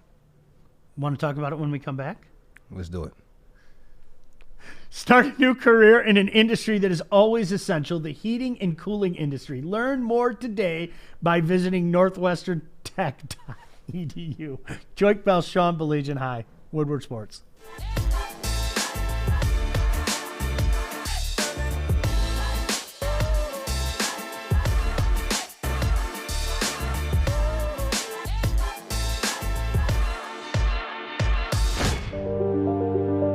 I'm looking to bring on another HVAC tech right now. We are recruiting 5 to 10 techs a month. We're looking to grow and expand. Every new tech we hire is from Northwestern Tech. The hands-on training is fantastic. They're always my first call. We love hiring Northwestern Tech grads. They come out trained and ready to work. Our program is only 10 and a half months, and our next classes are starting soon. So why wait? I'm looking to hire Hire a graduate of Northwestern Tech. Northwestern Tech. Northwestern Tech. Northwestern Tech.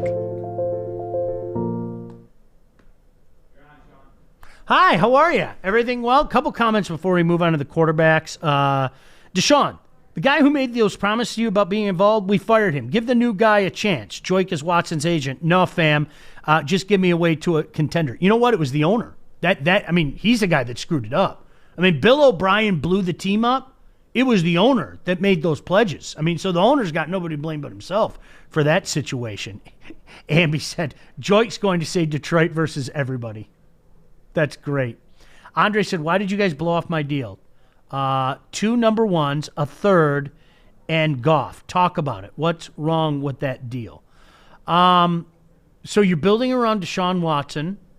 Deshaun Watson, with all the needs of the Detroit Lions, could the Lions use one of those draft picks and get a quarterback who could be Deshaun Watson? I think you're giving up too much at the start of a rebuild. That's too much. And you don't need a quarterback right now. Because that's why Jared Goff. If we're going to do that, we just would have stayed with Stafford. I think we just would have stayed with Stafford. There's so much. There's just so much work that needs to be done here. So you asked before we went to the break, where will these quarterbacks land? The following are entering free agent quarterbacks. Dak Prescott. My heart breaks for that guy. I'm not being funny. I think he'll be back with Dallas. But you want to talk, Joik, and this goes to your point, okay? This is why guys around the league feel sorry for other guys, because you want to talk about a guy that his window was this, right, to make money, and now his window might be this. And who knows, with that injury, the window might be closed, and that sucks. I don't care. If you have a human cell in your body, you have to acknowledge that. Don't say it's a business. Everybody knows it's a business. But the problem is they kind of had we'll get a deal done in the offseason kind of agreement, and then he had a catastrophic knee injury, which at the same time, if I'm Jerry Jones, and I'm a businessman, I have to think about my business and go, that really sucks that you had a catastrophic knee injury. But this is what we're going to do. But this is what we're going to do. But this is what we're going to do. And that's... We're gonna bring you back, right? You're going to play another year. You're going to show me that you can be the same Dak Prescott you were before the injury. You have to show me. And then you show me this. When you come back, we'll have another talk this upcoming offseason. Now, and that's been the nice one. The other one be, listen, you got to go. Yeah, the next 2 seasons, we have to see where you are. Like, we want you come back next year. We see how you do it. Then, I have to see it one more time. And that would suck, because basically you getting franchise tagged 2 years back to back without being franchise tagged. I feel sorry for the guy. That was just, it's interesting what kind of world we live in, Joik. And as a professional athlete, did you ever have to deal with this? Yeah. So last week, you might remember, it was news that Dak Prescott followed the Washington football team. It was news that he followed the Washington football team. Like he liked a couple posts from the Washington football team. Not just another football team, but Dallas, arguably their biggest rival. And somehow, some way, that's news, right? Mm-hmm. Did anybody ever do things like that to you? Joik, you liked a picture of Wrigley Field. Are you interested in going to Chicago? I mean, did you ever have anything like that where... I never liked anything from another team, so I won't be able to tell you. I'm saying when I play, I'm saying I never liked the picture. I never retweeted something from a different team when I was with Detroit. So do you think that was... I heard a lot of noise in here. Is it me? So did you think that was a plotted move by Dak? Do you think Dak did that on purpose? Do you think that was a... Yeah, for sure. Okay. That was calculated. There's no way that's not calculated. That was strategic. I know you guys need a quarterback. I don't know if you guys want 2 quarterbacks on the roster that has had catastrophic injuries. But hey, I'm on the market. And that's really if I do it to this team, I don't have to do it to every other team. Because if I do it to this team, one of our biggest rivals, the other teams are going to know that. I don't know if he's not happy there, but for you to do something like that is showing that you're not seeing eye to eye right now. Where would you put Dak in the quarterback rankings? And let me be more specific. I think that there is the hierarchy of great, and there aren't many guys that I would call great quarterbacks. Top 10. He's in the good category. Would you say good? He's in the Matthew Stafford category. He's top 12 quarterbacks. Yeah, I think he's a good quarterback. Yeah, he's top 12. Yeah. He's top 12. I think that's fair. Yeah, I think that's 12. fair. Mitchell Trubisky is just, I don't buy it. I don't believe it. There's nothing there. Where were these QBs land? On this couch.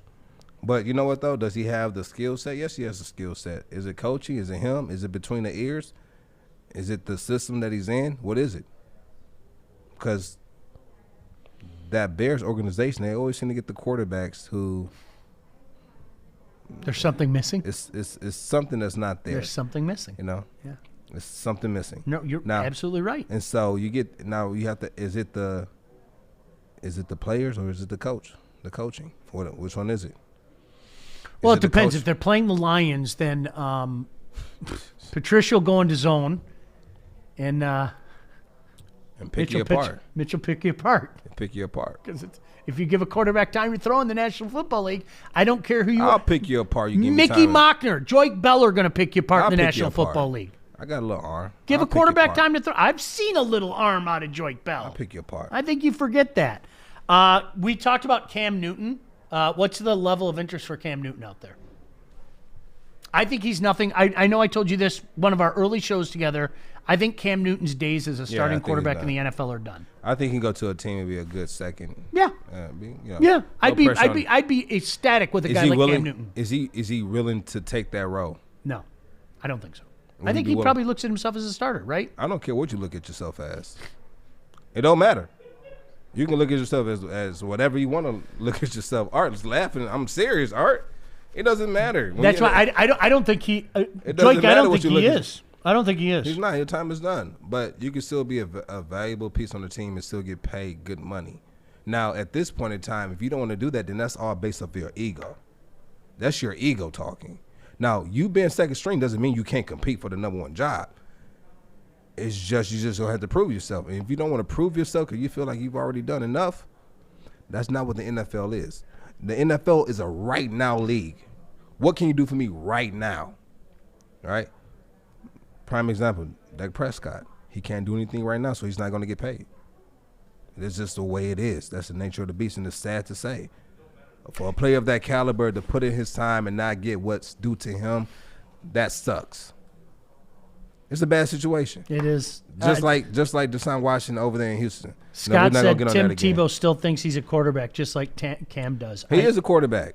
He's just not a starter. I saw it last year. I remember us talking about it late in the year. He did not do himself any favors in New England. all the people that have been whispering things about Cam Newton the last couple of years, we saw he can't throw real well anymore. I don't know. Honestly, would you rather have Cam Newton on your team or Johnny Manziel? As a backup? As a backup. Cam Newton. As a backup. As a starter. I would rather have Jared Goff than both of them. Now I'm in the Jared Goff fan club. By miles. By miles, I'd rather take Jared Goff. Did you not see the game he just played the other day? You not see Johnny Manziel?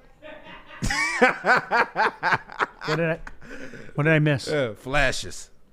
It was fan football. Oh, really? Yeah, he's in a fan football league. He's Manziel a mess. is, yeah. He's an absolute mess. People, I saw a clip of that with Shannon Sharp talking about people are laughing at you now, Johnny. Like winning a Heisman, was that 2012? To now playing in that league. Wow, who would have thought that guy would have had a problem in the NFL? That was wow. Nobody saw that coming. Fan control football. And one thing about that game that I found interesting. For the extra point, they just had one-on-one with the receiver and DB. That was pretty dope. I enjoyed it. Like I would watch it. You get rid of the field goal, you do the fan controlled. I thought it was great, but it's like it's similar to any other sport. You have the A League and then you have the rest of it, and that's what it is. Like he's not even close to a star quarterback. I don't know. I might have Art than Johnny Manziel. Steve said, "Did I vote for Johnny Manziel?" I did. As a Heisman Trophy voter, I did. He was the best player in college football. He was. You have to separate the two. The guy was going down a bad road, and everybody saw it. And I think a lot of people lied to themselves. No. He's just a young kid enjoying things. No, he was a jackass, and it's no surprise to me or anybody else that he had some growing up to do. And unfortunately, Joik, you know this better than anybody, the NFL ain't going to wait for you much longer. He got a couple of opportunities, and they waited for him, and they put up with some of the dumb stuff he did, and then they got to the point where, nope, we're not waiting for you much longer. And, there's a guy that had the potential to, be a damn good player. He had a 10-cent brain. And, it's unfortunate because I think guys... Do you think he still has it, and you think he has his act together now to where he can come back and be successful, or you think he's been too far removed from the game? Too far removed. Okay. I think I told you there was a guy who was out of football for a couple of years and decided to come back, and what frustrated him the most was how slow he got. And my mindset when he said that was, now, could you get your speed back, Joik, if you said, I'm going twice a day, I'm going to go work out with Troy Burrell, I'm going to go, do what I need to do, I'll get back to that 4-4 time. That's going to depend on how you were taking care of your body when you removed yourself. I don't think he wanted to put the work in. That's just my humble opinion. And that's where it falls down to. It's times to where you can be removed from the game, say from an injury where you sit out for, 6 months. I was out for 6 months when I had my Achilles surgery. No running, no nothing. All right, I was out. When I came back, they took me off a pup 4 or 5 days before the first game of the season. I had just started running during training camp, all the way dated back from January. So I haven't been running since for about 8 months. And 4 to 5 days to get ready for my first, and I'm starting. Yeah. And I'm starting. I had to remove myself. I had to tell the trainer, listen, I can't go. I was averaging 1.5 yards a carry. I had no strength in my leg. I couldn't push off. I couldn't cut the way I wanted to cut. And it was rusty. And I set up for another 4 to 5 weeks and came back, and my average for the last, 8 games was about 4.2 yards a carry after coming back from that injury, that surgery. Jeez, dude. And then the first big move was me when the season was over, when Bob Quinn came in. They wanted me to take a pay cut, and I said no. And it was some more things that kind of fell between it. Because I was willing to take a pay cut, but not what they were asking me, because I felt that was disrespectful to everything I had been through to try to get back. No question. I understand with different. I say we had Martin Mayhew and Tom Lawan, and those guys that had been there with me the entire offseason and saw the type of work I was putting in. They wouldn't have done it. They wouldn't have done it because they knew how hard I was trying to get back. I would even talk to Martin Mayhew during the games. I'm trying. I don't have any strength. And he said, listen, I know you're fighting. I know you're fighting. That's all that we can ask for. And after that game, I said, I'm hurting the team, I'm hurting myself. After that Denver Broncos game, I said, pull me. I can't go anymore. Not because I could have stayed out there and played, but I could have hurt myself more. Good for you. No, so good for you, dude. Yeah, and that's the only time I've ever pulled myself from a game, just because it wasn't even about me. It was about the team. I'm hurting the team. Because I know if I would have stayed there, they would have kept me in there. And those are the hard choices you have to make. That was the choice that Kevin Durant should have made when he was playing in that championship. But it's a championship game. And honestly, if I was in this position, I probably would have played too. It's the last one.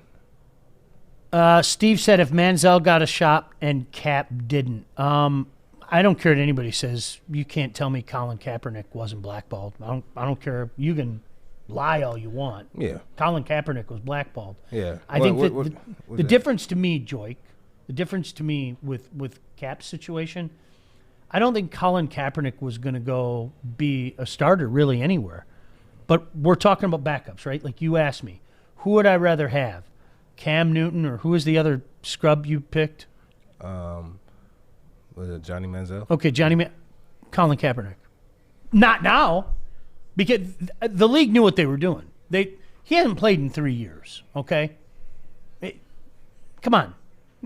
Somebody's going to give him a chance now? Nobody's going to give him a chance. The league knew what they were doing. They knew what they were doing. There's no two ways about that. So, gave him a workout to appease to the people. I hate that. Window dressing's the worst. It's the absolute worst. Hey, that's what they did. I'm sorry. That's what it was. I mean, let's call it what it is. But it is. No, I mean, now it's gotten to the point. But Joik, that goes back to your point. Do you think a guy can sit out and come back? I just don't. But now, have there been guys? I remember Tommy Maddox. Tommy Maddox was a guy growing up for me. Tommy Maddox was supposed to be a stud when he came out of college. He went to Denver. It never really happened. Tommy Maddox kind of kicked around, and then about 10 years later, got another opportunity in Pittsburgh, and like he did some good things. He had some good moments. I mean, it was like, huh?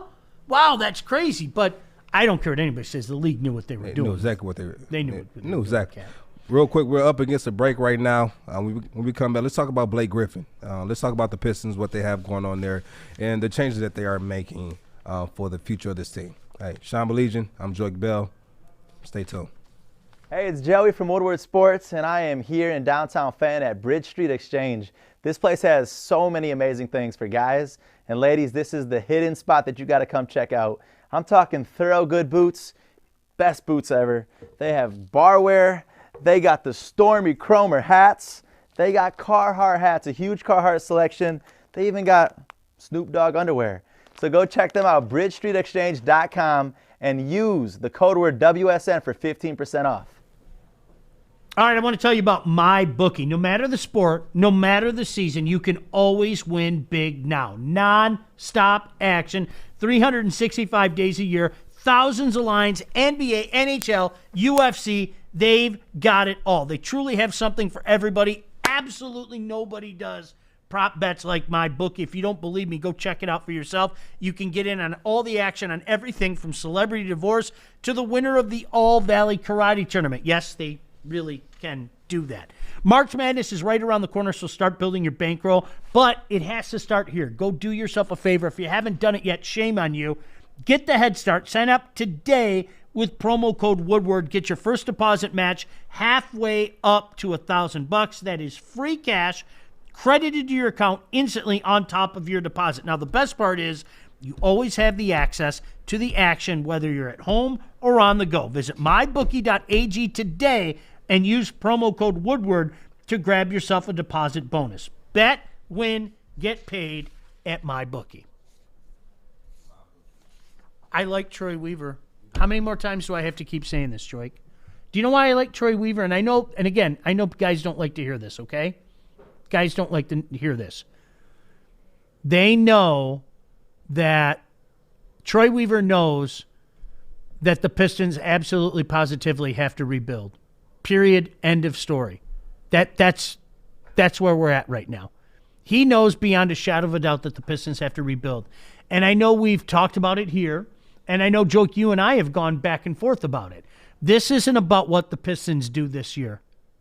It isn't. It has nothing to do with what the Pistons do this year, okay? And I know, I remember a couple months ago, people, some people got mad at me because I was, I use whatever word you want, hater, whatever the case may be. I want the Pistons to struggle this year. I want the Pistons to struggle. And you're going to struggle with young players, and you're going to struggle with guys that, quite frankly, I think the best way to say it, are learning on the job. That's just the way it is. There's no other way to say that. So at the end of the day, for me, you don't want to keep guys like Blake Griffin and Derrick Rose around. Flip them.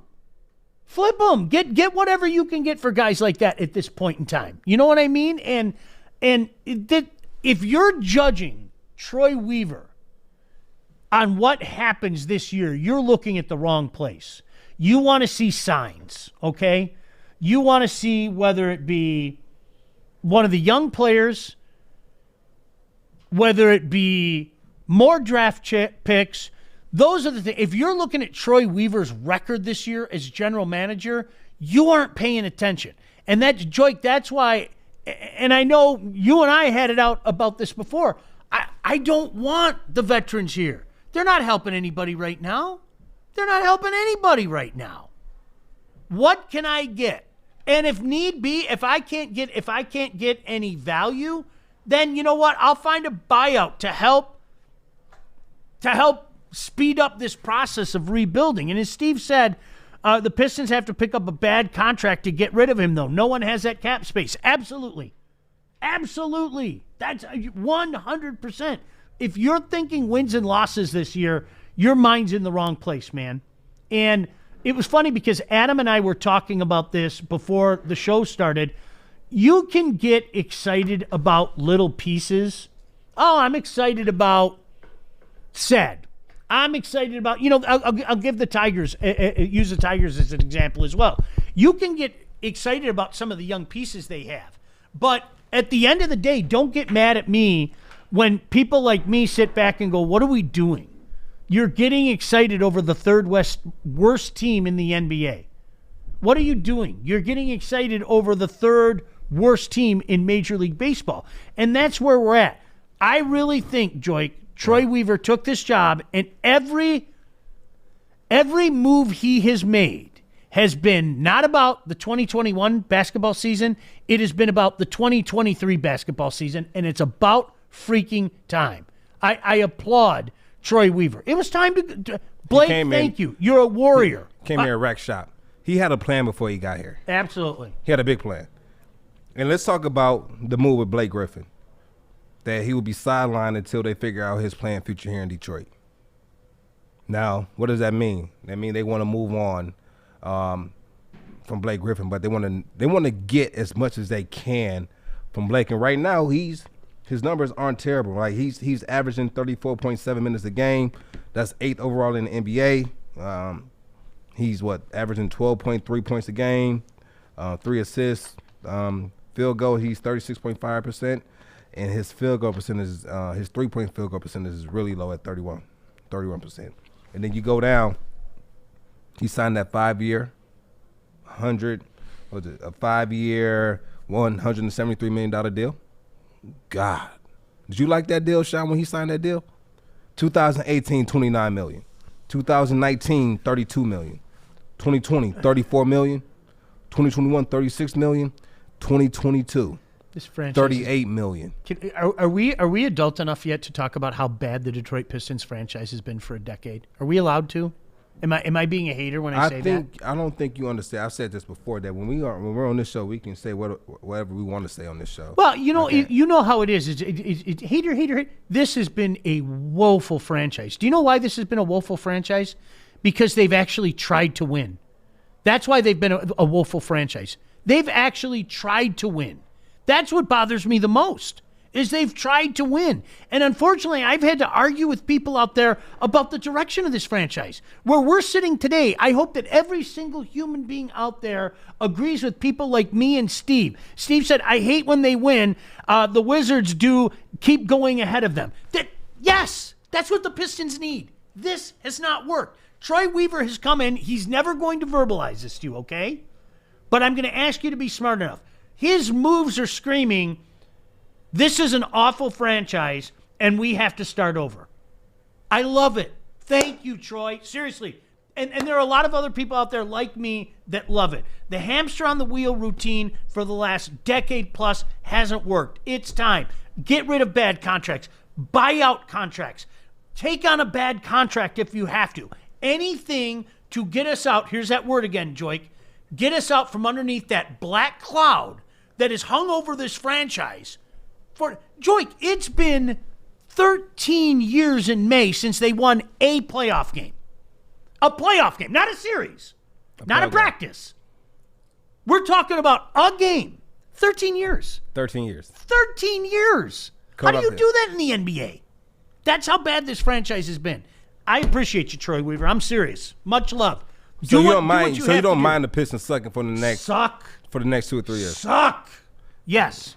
Get those lottery picks. Yes. That's what you want. 100%. So your logic for the Pistons is the same logic for the Lions. You want us to suck the next couple of years, get high draft picks. Yes. And you want the teams that we traded for, all right? They also have bad seasons. I'd love for them. I told you, I hope the Rams are the worst team in the league. You know what? I don't wish ill will on anybody, okay? But I hope Stafford sucks next year. I want him to reinvent. Like, you want him to reinvent the word suck. We talked about this. I want Stafford to have a great season, but I want the team to suck. I don't want my guy to suffer. Okay. I want the team to suck. I want him to have a great season. really help them to suck, though, is if Stafford sucked. That would really help the Just to add a component. It would really help. Just to add a component. Just a little bit. Just to add a component. No, but I mean, you get what I'm saying, and I think right now, and Steve, I love your logic here. I love. It'll be hard to find a contender for Griffin to go to. Absolutely, and this goes back to the conversation. Blake, you have been nothing but a warrior. Like, we love you here. You're a fan favorite. Number love. Nothing but love. But Blake, you have to understand. Okay, we might not be able to jettison you to a contender. All right, so hold up. Are you talking to me as your Troy Weaver and I'm Blake Griffin? Yeah. All right, let's have this conversation. Okay, you ready? Let's have it. Blake, you're loved, dude. I Hold hope up, you know let me that. stop you there. All right. I know you guys are rebuilding. I want to go to these teams right here. Try to get me there. As a matter of fact, get me to one of these teams. Don't try. Yeah, you corrected yourself because I was going to throw the try. I know you were. You're Give me to one of these teams. I want to go here. I want to go to Miami. I want to go. Blake, it's not that easy. It's not that easy. I understand what you're saying. Your contract is an anchor right now, and we're looking at. We're looking at Miami in particular. If there's a way, they would have to finagle some things. But if there's a way they can fit you in, I would love to accommodate you. But Blake, you have to understand this. You're not a part of our plans moving forward. That's why we're sitting here having this conversation. That's funny because you're not part of my plans either.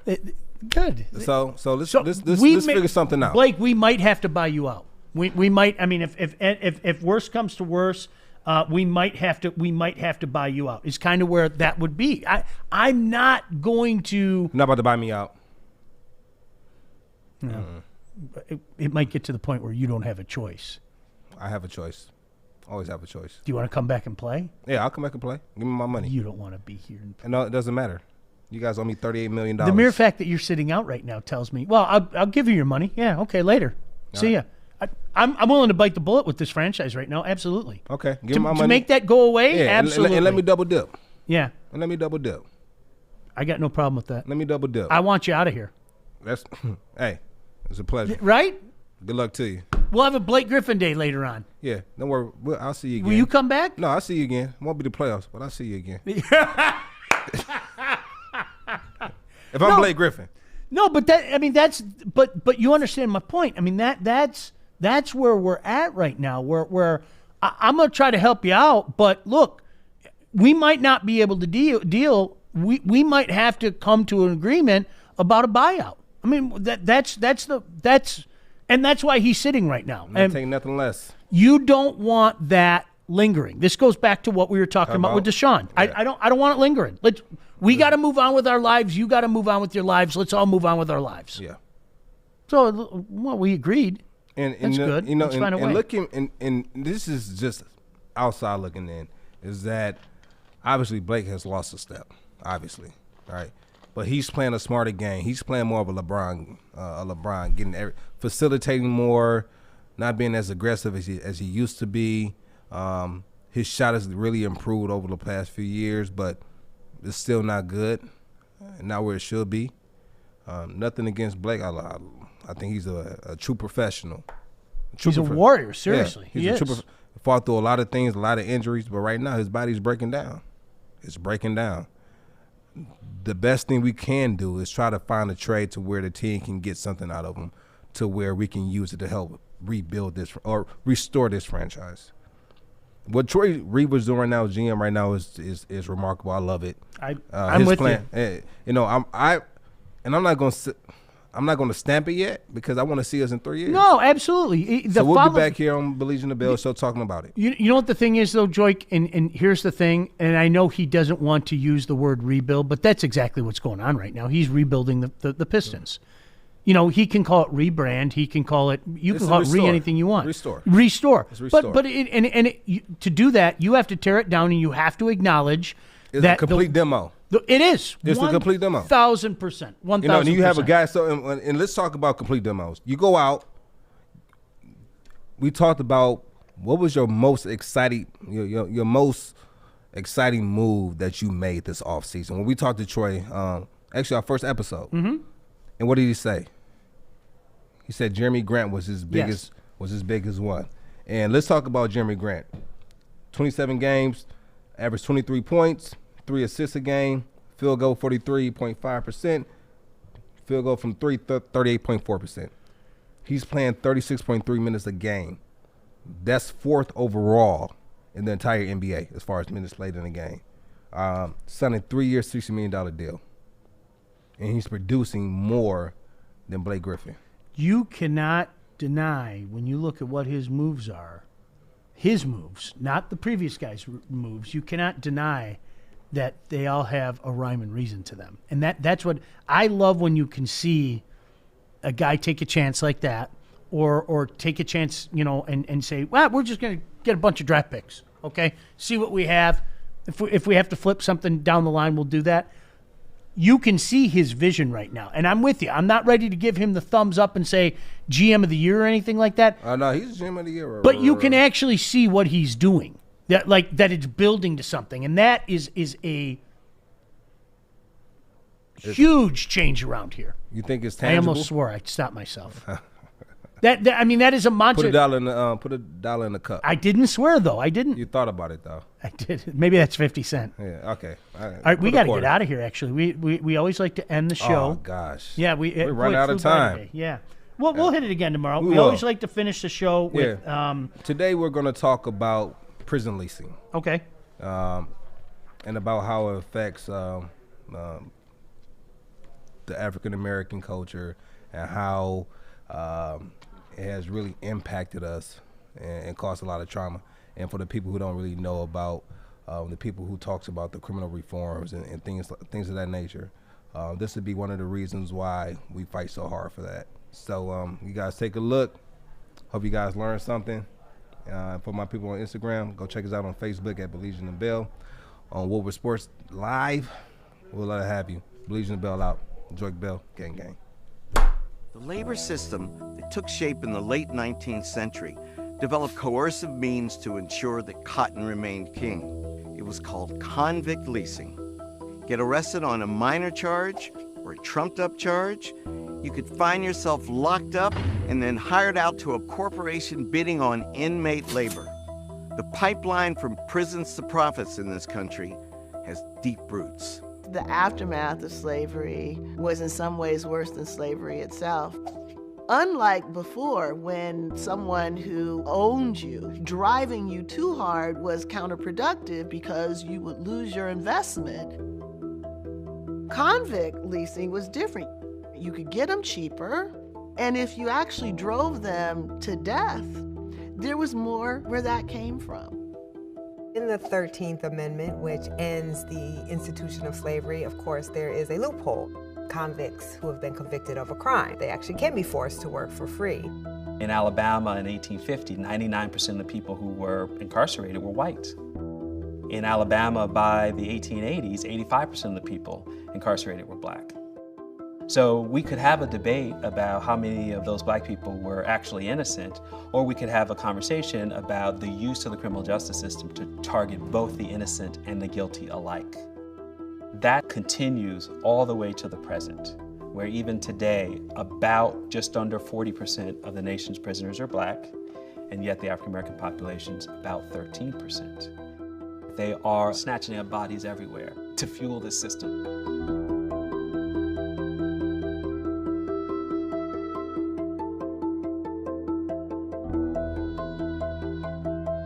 The idea in which more money can be made out of their incarceration is still very much part of our criminal justice system.